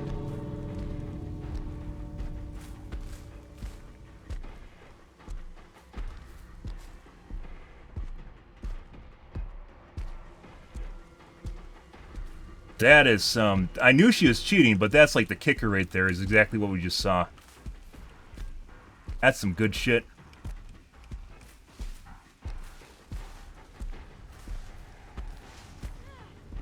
We're gonna wait for her to die and confirm second kill. Even if they blow NOED. Yep.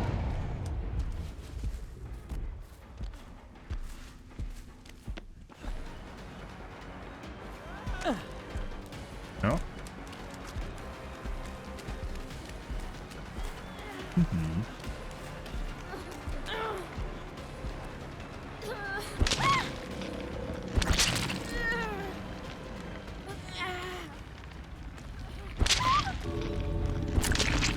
Oh, yeah.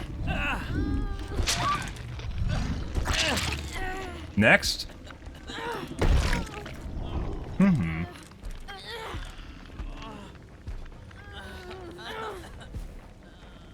She's hurt, too. Nice auto dead hard, Nancy. No, we're gonna pick up Steve and hook him. Can we hook Steve? No, it's a dead spot. This hook spread's bigger than normal.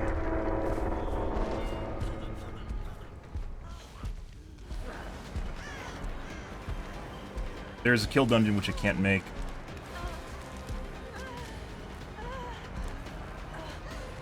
Yeah, now she's dead. What a dumb bitch. So she can't get out. This is a dead spot. I don't have fucking hooks here. I can't hook Steve. The other hook is literally across on the other side of the temple, and the other hook is on the other side there. There's a hook down in the kill dungeon, but other than that, I can't do anything. Jill's dead now. Jesus Christ, these guys are dumb. He can crawl out, but there's no way I can hook him, so we're gonna kill the Jill instead. What a dumb bitch.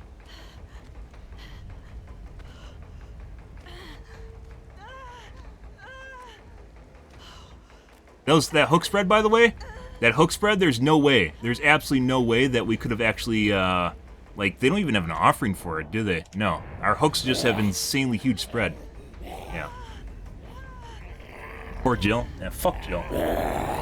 She's still there? Is that pet still trapped? Huh. That's kind of weird that my zombie ended up over here. Good for her. That's really fucking weird. Oh, this entire match, guys, where the zombies basically haven't been doing anything. The zombies somehow made it over here and killed the Jill in the corner. What? What? Literally have not been working at all the entire game. And somehow the zombie made all the way over to the corner on this side of the map and killed the Jill. Yeah. That makes complete sense, doesn't it?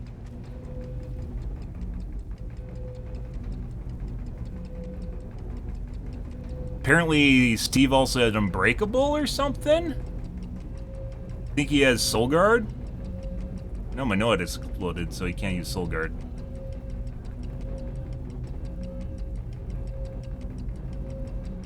Jesus Christ. Also, thank you, Spirit. We'll get to that in a sec. Definitely a cheat lobby, guys. Holy fucking shit. Yeah. Perfectly timed that pull on that Steve, by the way. I don't think you could have made a more perfect pull on that. Yeah, fuck that guy. These guys are dumb as shit too, but it doesn't matter because they're cheating. And cheating just means you can go insanely fast. There's no way around that. It doesn't matter.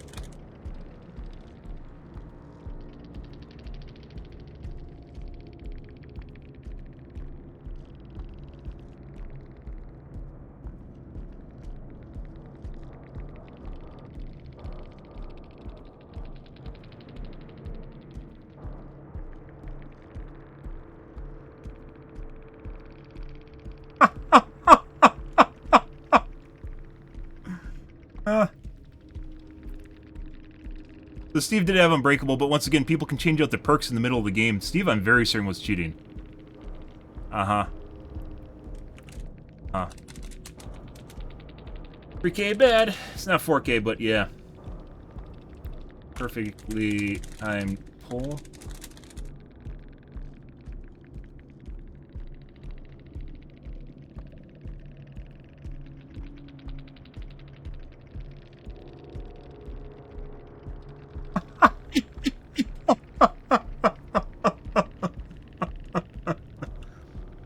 Uh-huh.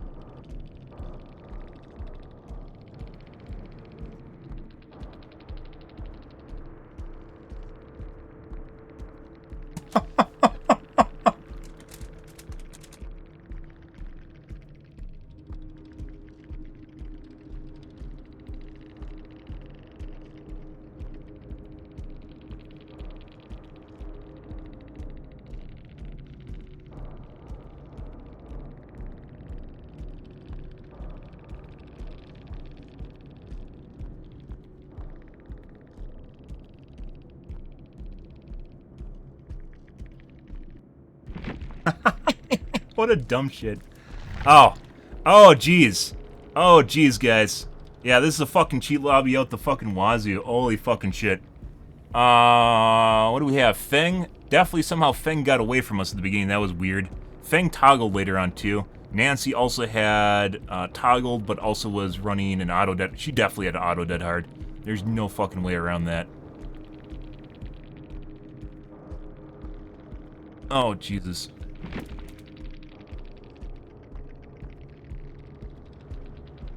I think that that the Jill that we're arguing with, or whoever that was just the third or fourth player. It was just a rando that this team was part of.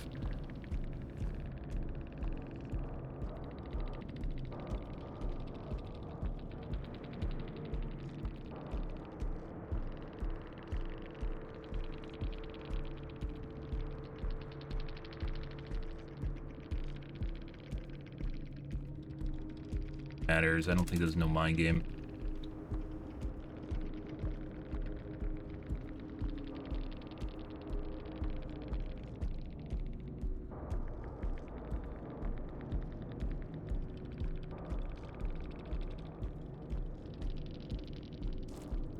Possible teleport. Nancy's definitely running a speed hack and then also auto dead hard.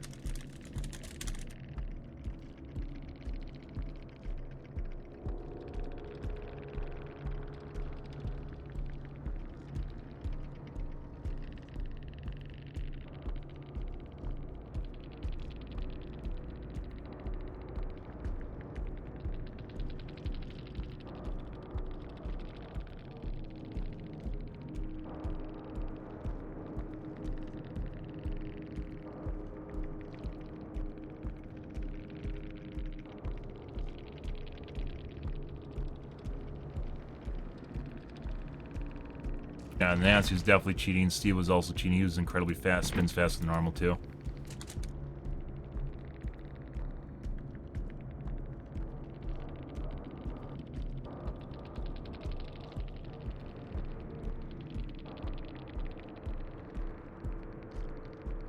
He did have sprint burst, but it definitely felt like he's running faster than normal anyways.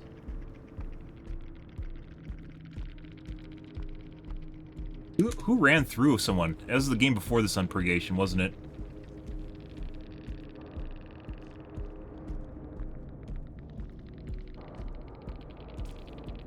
Oh, your profile is private! Ooh. No shit, it's private. Fuck off, bitch. You don't need to know who I am, because I don't give a shit about you.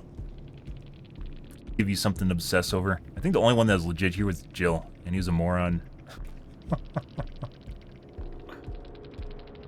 Yeah, and how the fuck, guys, did that zombie, the zombies were broken the entire match. How the fuck did a zombie appear there and then hit the Jill through my character? What the fuck was that? What the fuck was that, guys? And then, like, the zombie hit the guy through my... Like, I can body block zombies. I was body blocked the corner. Somehow the zombie just hit the Jill through my character. What? What? Let's take a look at this real quick here, guys. Yeah, lots of fucking cheating tonight. Holy shit. We've been doing relatively well, too, on top of it. I think our NOAD's activated pretty much every game. Like, every fucking game.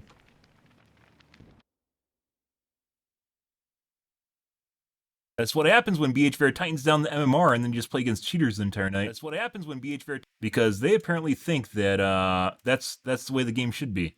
And, well, they haven't done anything about cheating. Yeah. Yeah.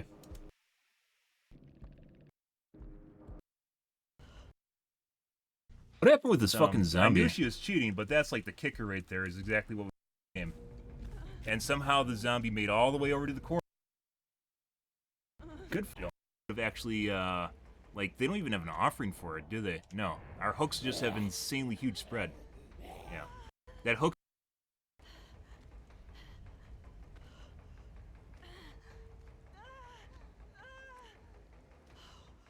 That hook spread, by the way? That hook spread, there's no way that we could have actually, like, they don't even have an offering for it, do they? No. Our hooks just have insanely huge spread. Yeah. Yeah, there's 3 hooks on 3/4 of the map. Jill? Yeah, fuck Jill. She's still there? Is that pet still trapped? Huh. That's kind of weird that my zombie ended up over here. Good for her. She also should have been able to run through my character after she got hit, which means she just wasn't paying attention. Very, very weird there, guys. That was something else. Oh, thank you, Spirit, by the way, for your continued support. I very much appreciate it. Jesus Christ. Have a pony. Add you to my donation tracker.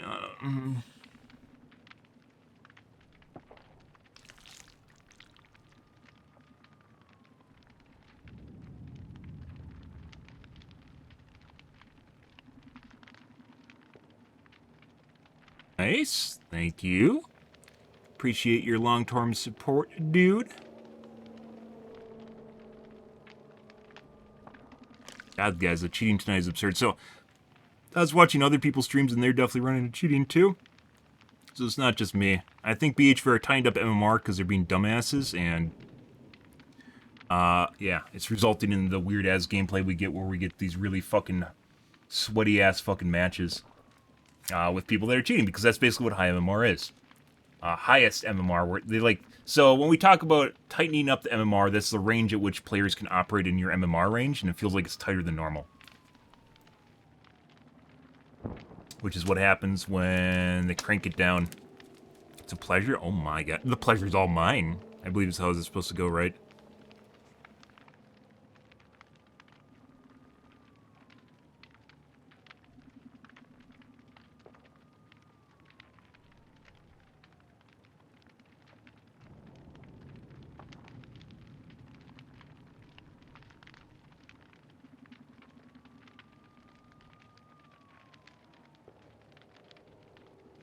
Christ, guys. The games tonight are just ridiculous, though. Like, it was either last week or the week before. We just had, it was like every other day, we just had cheaters constantly over and over and over again.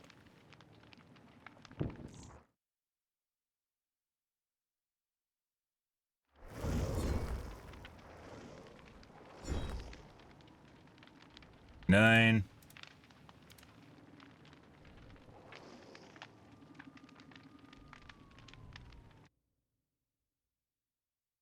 Bobby?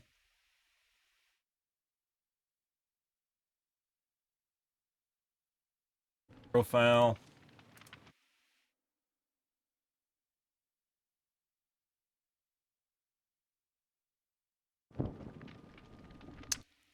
And have a red ping.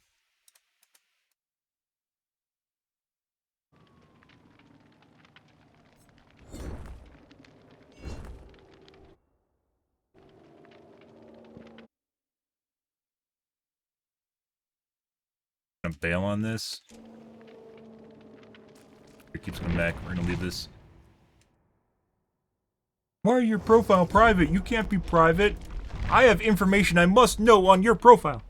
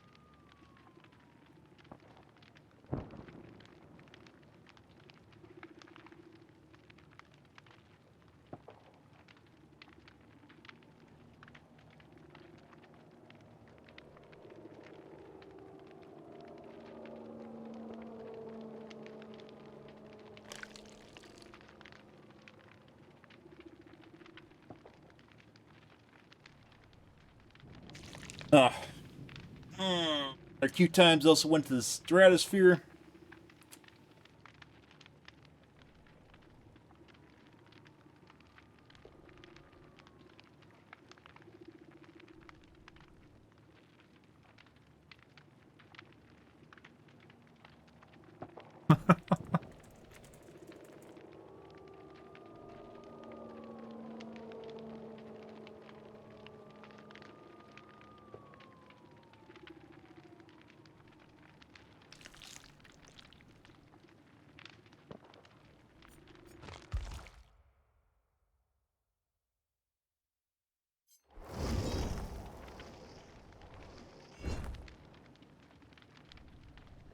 I think we will be able to find a game without cheaters tonight, so there's no reason to be super particular. Guy advertising CSGO cases. Another guy advertising the same CSGO website. Get a TTV. 5. Next game.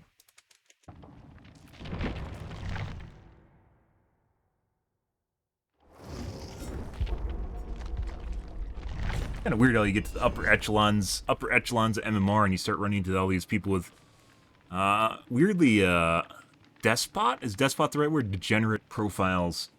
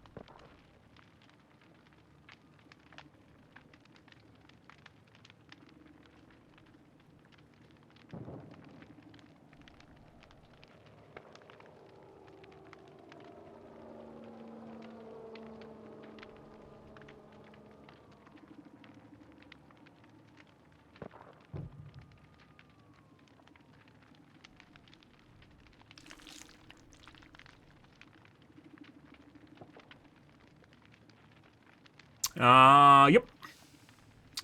Slow night, guys. Well, not a slow night. It's trying to compile gamers around my MMR, apparently. Earlier we had a BP incentive, too.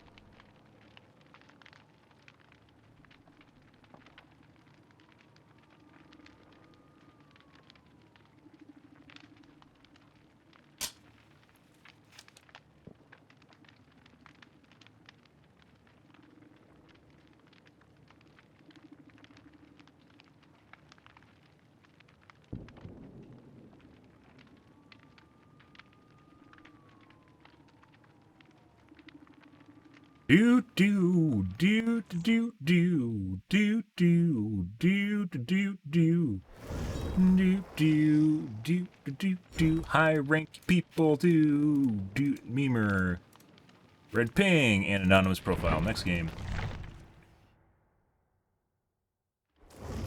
Do do do do do do do do do do do do.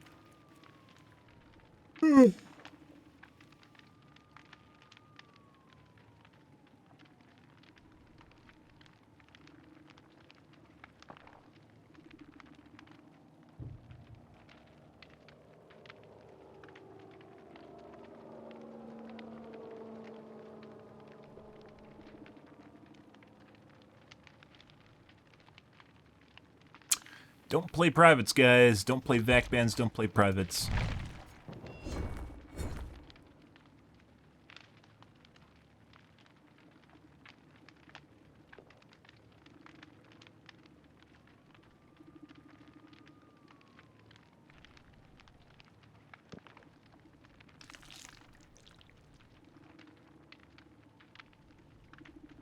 Definitely don't.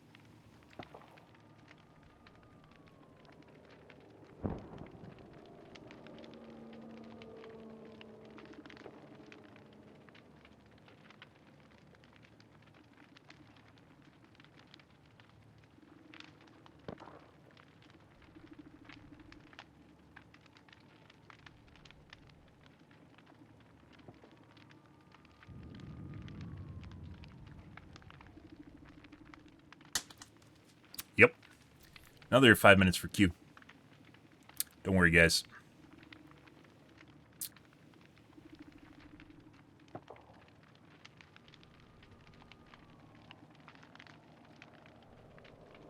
Something, like every 30 seconds, something is spiking my CPUs. I'm looking at this right now.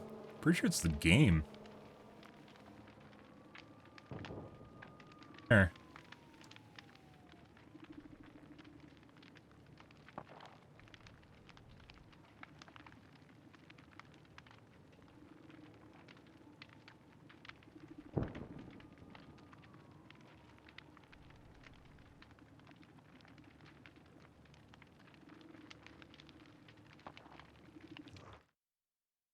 There we go. Or another anonymous.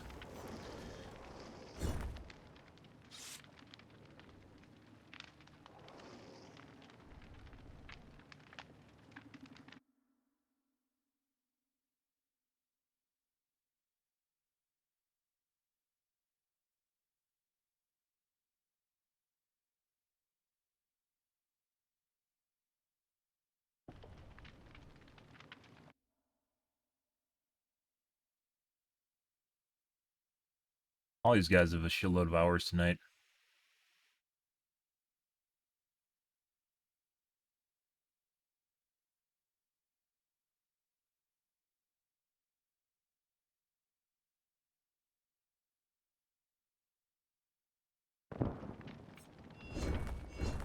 Well, I mean, at this point, it's pretty much guaranteed it's going to be another cheat lobby. As I mentioned, if this is more consistent, guys, like Degenerate Hours, this is basically the same kind of games I used to get during Degenerate Hours, back when I used to stream between like 4 and like 8 in the morning. At 4 a.m. or 3 a.m. to 8 in the morning, which is pretty absurd. I used to get these games a lot. And we played differently back then. We played oftentimes around the kill shack. Right. Let's cam off. And they have hook spread. Difference being that last game didn't have hook spread and they had 3 hooks on 3/4 of the map. That was pretty absurd. Played highly defensive around kill check. But even now, like, what the fuck would happen with that? Because obviously they can just run reassurance and just tap reassurance on the top floor of kill shack.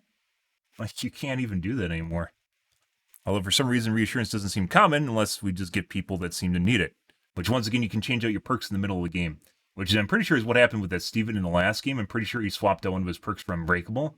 Because he would have Unbreakabled a lot sooner than he did. Especially after I moved away from the hook to take off pressure off of the Jill or whoever that was. I'm pretty sure he swapped out a perk for Unbreakable at the end there. Close your eyes and click ready? No. No, I know better. No.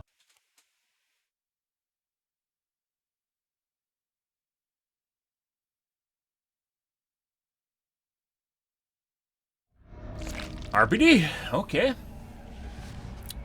No. Very easy for teams to game. Let's actually go over here first. I was gonna go to the left side. It's feeling like left side.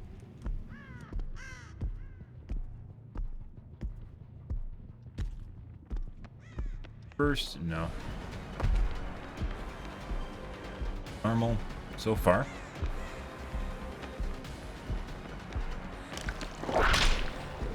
I felt like it should have hit.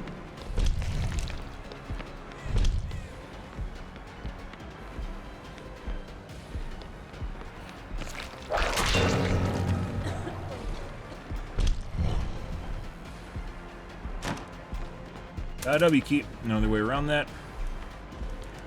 Not far enough ahead to cut her off, and she's gonna double back. Like that.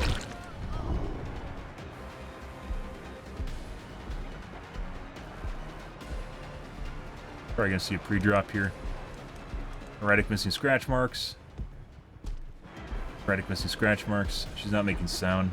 She's making sound. Erratic missing scratch marks. Erratic missing scratch marks. Fuck you, bitch. Yeah, so she's pretty sure she's cheating. The missing scratch marks on the corners is kind of a giveaway. Lightweight doesn't even do that. Downstairs if we can.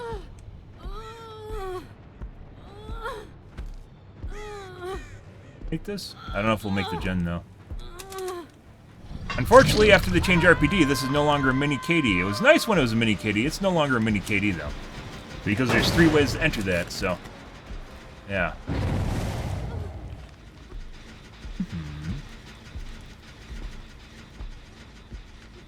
Buddy. What's going on up here? Yeah. Oh, you guys gonna get back in the gen. It's like a sprint burst or something. Ah, I see.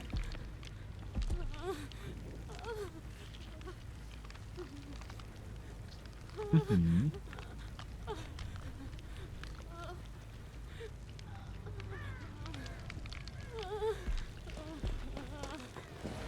Huh? Okay, I don't know what the fuck that was. That's good.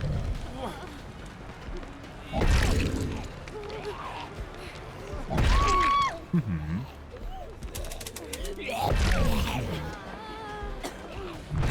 I don't know why the fuck you do that, bitch. No fucking idea what the fuck that is. Pick up.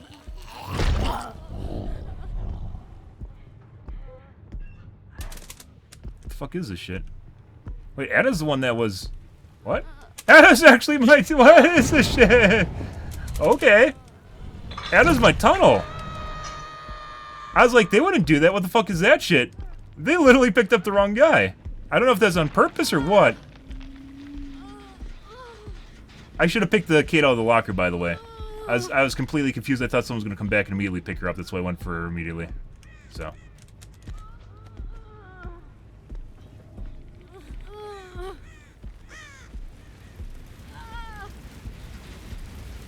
Want to go and kick that, but we don't have time. No. She would have got unhooked just now.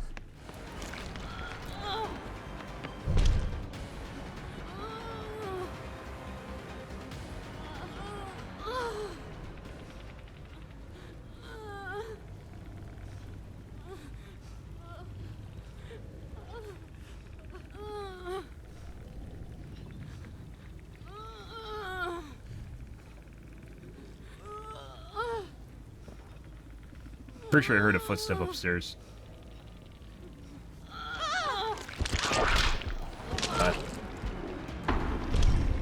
Still regressing, let's leave. So this other gen that's basically 99.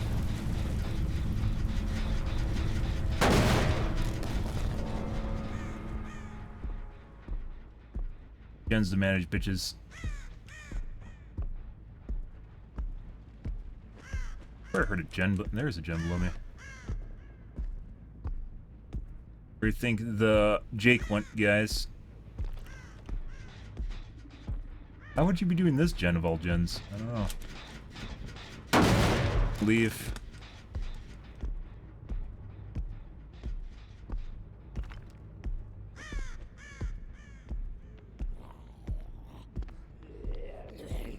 Here.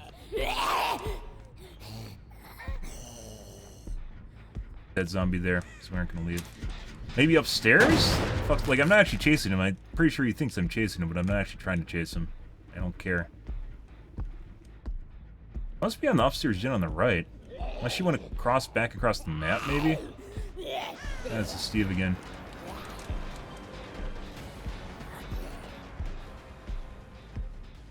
What are these guys doing?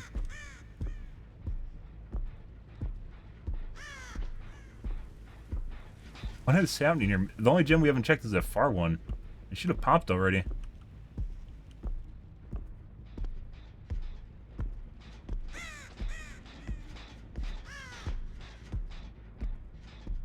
Check it.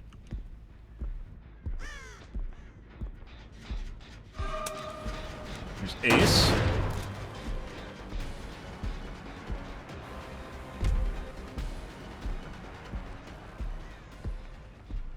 He's running at normal speed.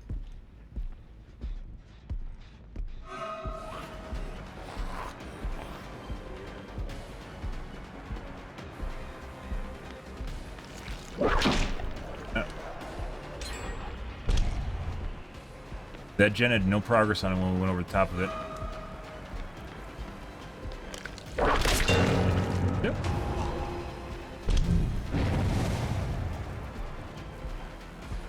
Radic missing scratch marks. Radic missing scratch marks. Take back what I said about him not cheating.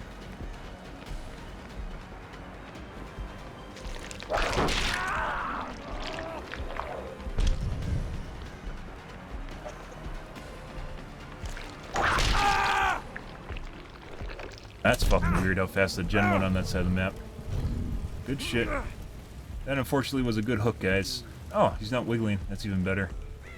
Means we can go main.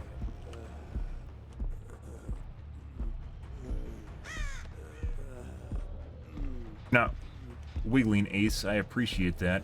Hey, guys. He's not actually wiggling here. Huh? Thank you.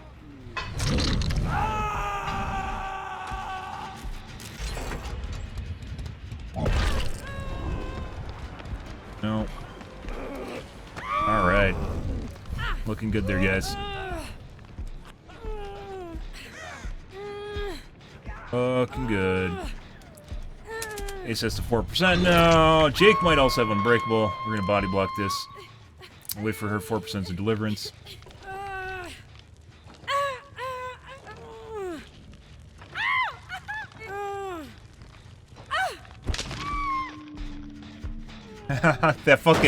That Ace, by the way, that Ace not wiggling just completely fucked everything up. Him not wiggling just absolutely fucked every single fucking thing up for these guys. Well, I'm glad we got a relatively normal game here, so.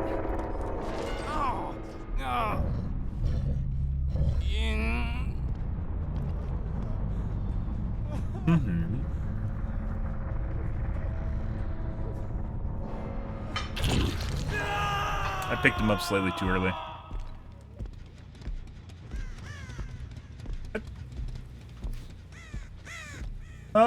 And then we had a normal game, guys. Good shit. I don't know what's going on with the gen over there, though. That was really fucking weird. Is it a downstairs one? Yeah.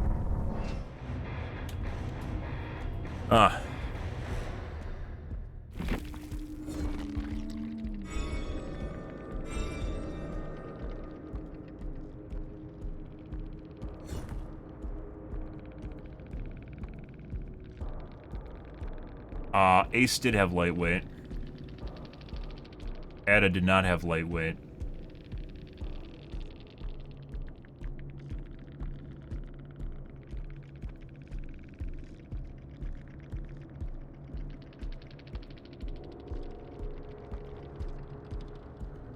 Perk.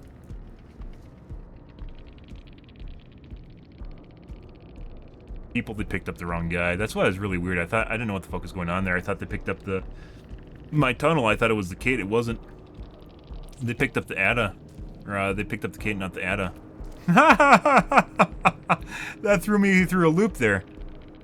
Yeah.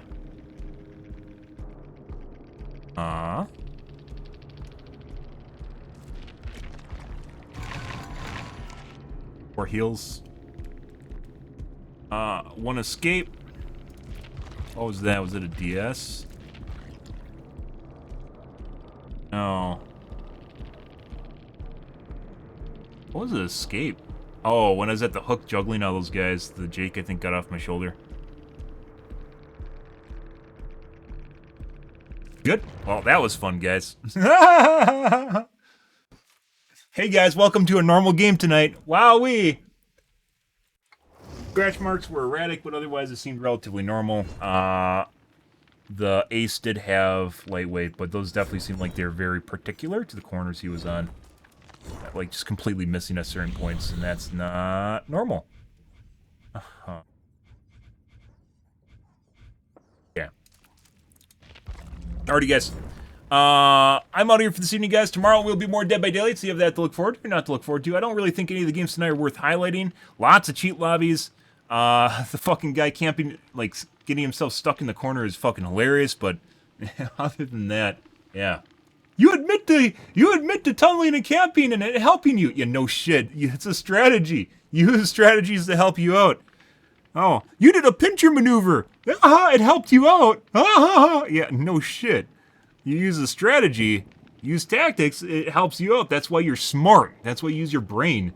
Oh, being smart helps you out, guys. Lol, you're so smart. Stop being smart. What the fuck is wrong with people? Jesus Christ. But alrighty, guys. I'm out here for this evening, guys. Tomorrow will be more Dead by Daylight. If you're new to the stream, you enjoyed the bullshit, you enjoyed all the cheating, make sure to follow up on the top right-hand corner. I usually stream every day from evening to late night, GMT-6. So late night North America time. I usually stream for 5 to 6 hours, give or take. It depends what's going on in my life, what's happening, etc., etc. Yeah, guys. I don't know. We definitely had a boatload of cheat lobbies tonight, but putting that aside, it definitely feels like, yeah. I mean, we did pretty well. I think, what was our lowest, how many people did get out that got out? 3Ks? Did we have a 2K tonight? I don't think so. I don't think we had a 2K even. No, maybe Temple. Do we have a 2K in Temple? It kind of sort of feels that way. But alrighty, guys. I'm out here for this evening. Thanks for watching my stream as always. We did relatively well for running into cheat lobbies, so I'm okay with that. Anyways, guys, thanks for watching my stream as always, and I hope you guys have a wonderful Saturday night and Sunday morning. Have a good day, guys.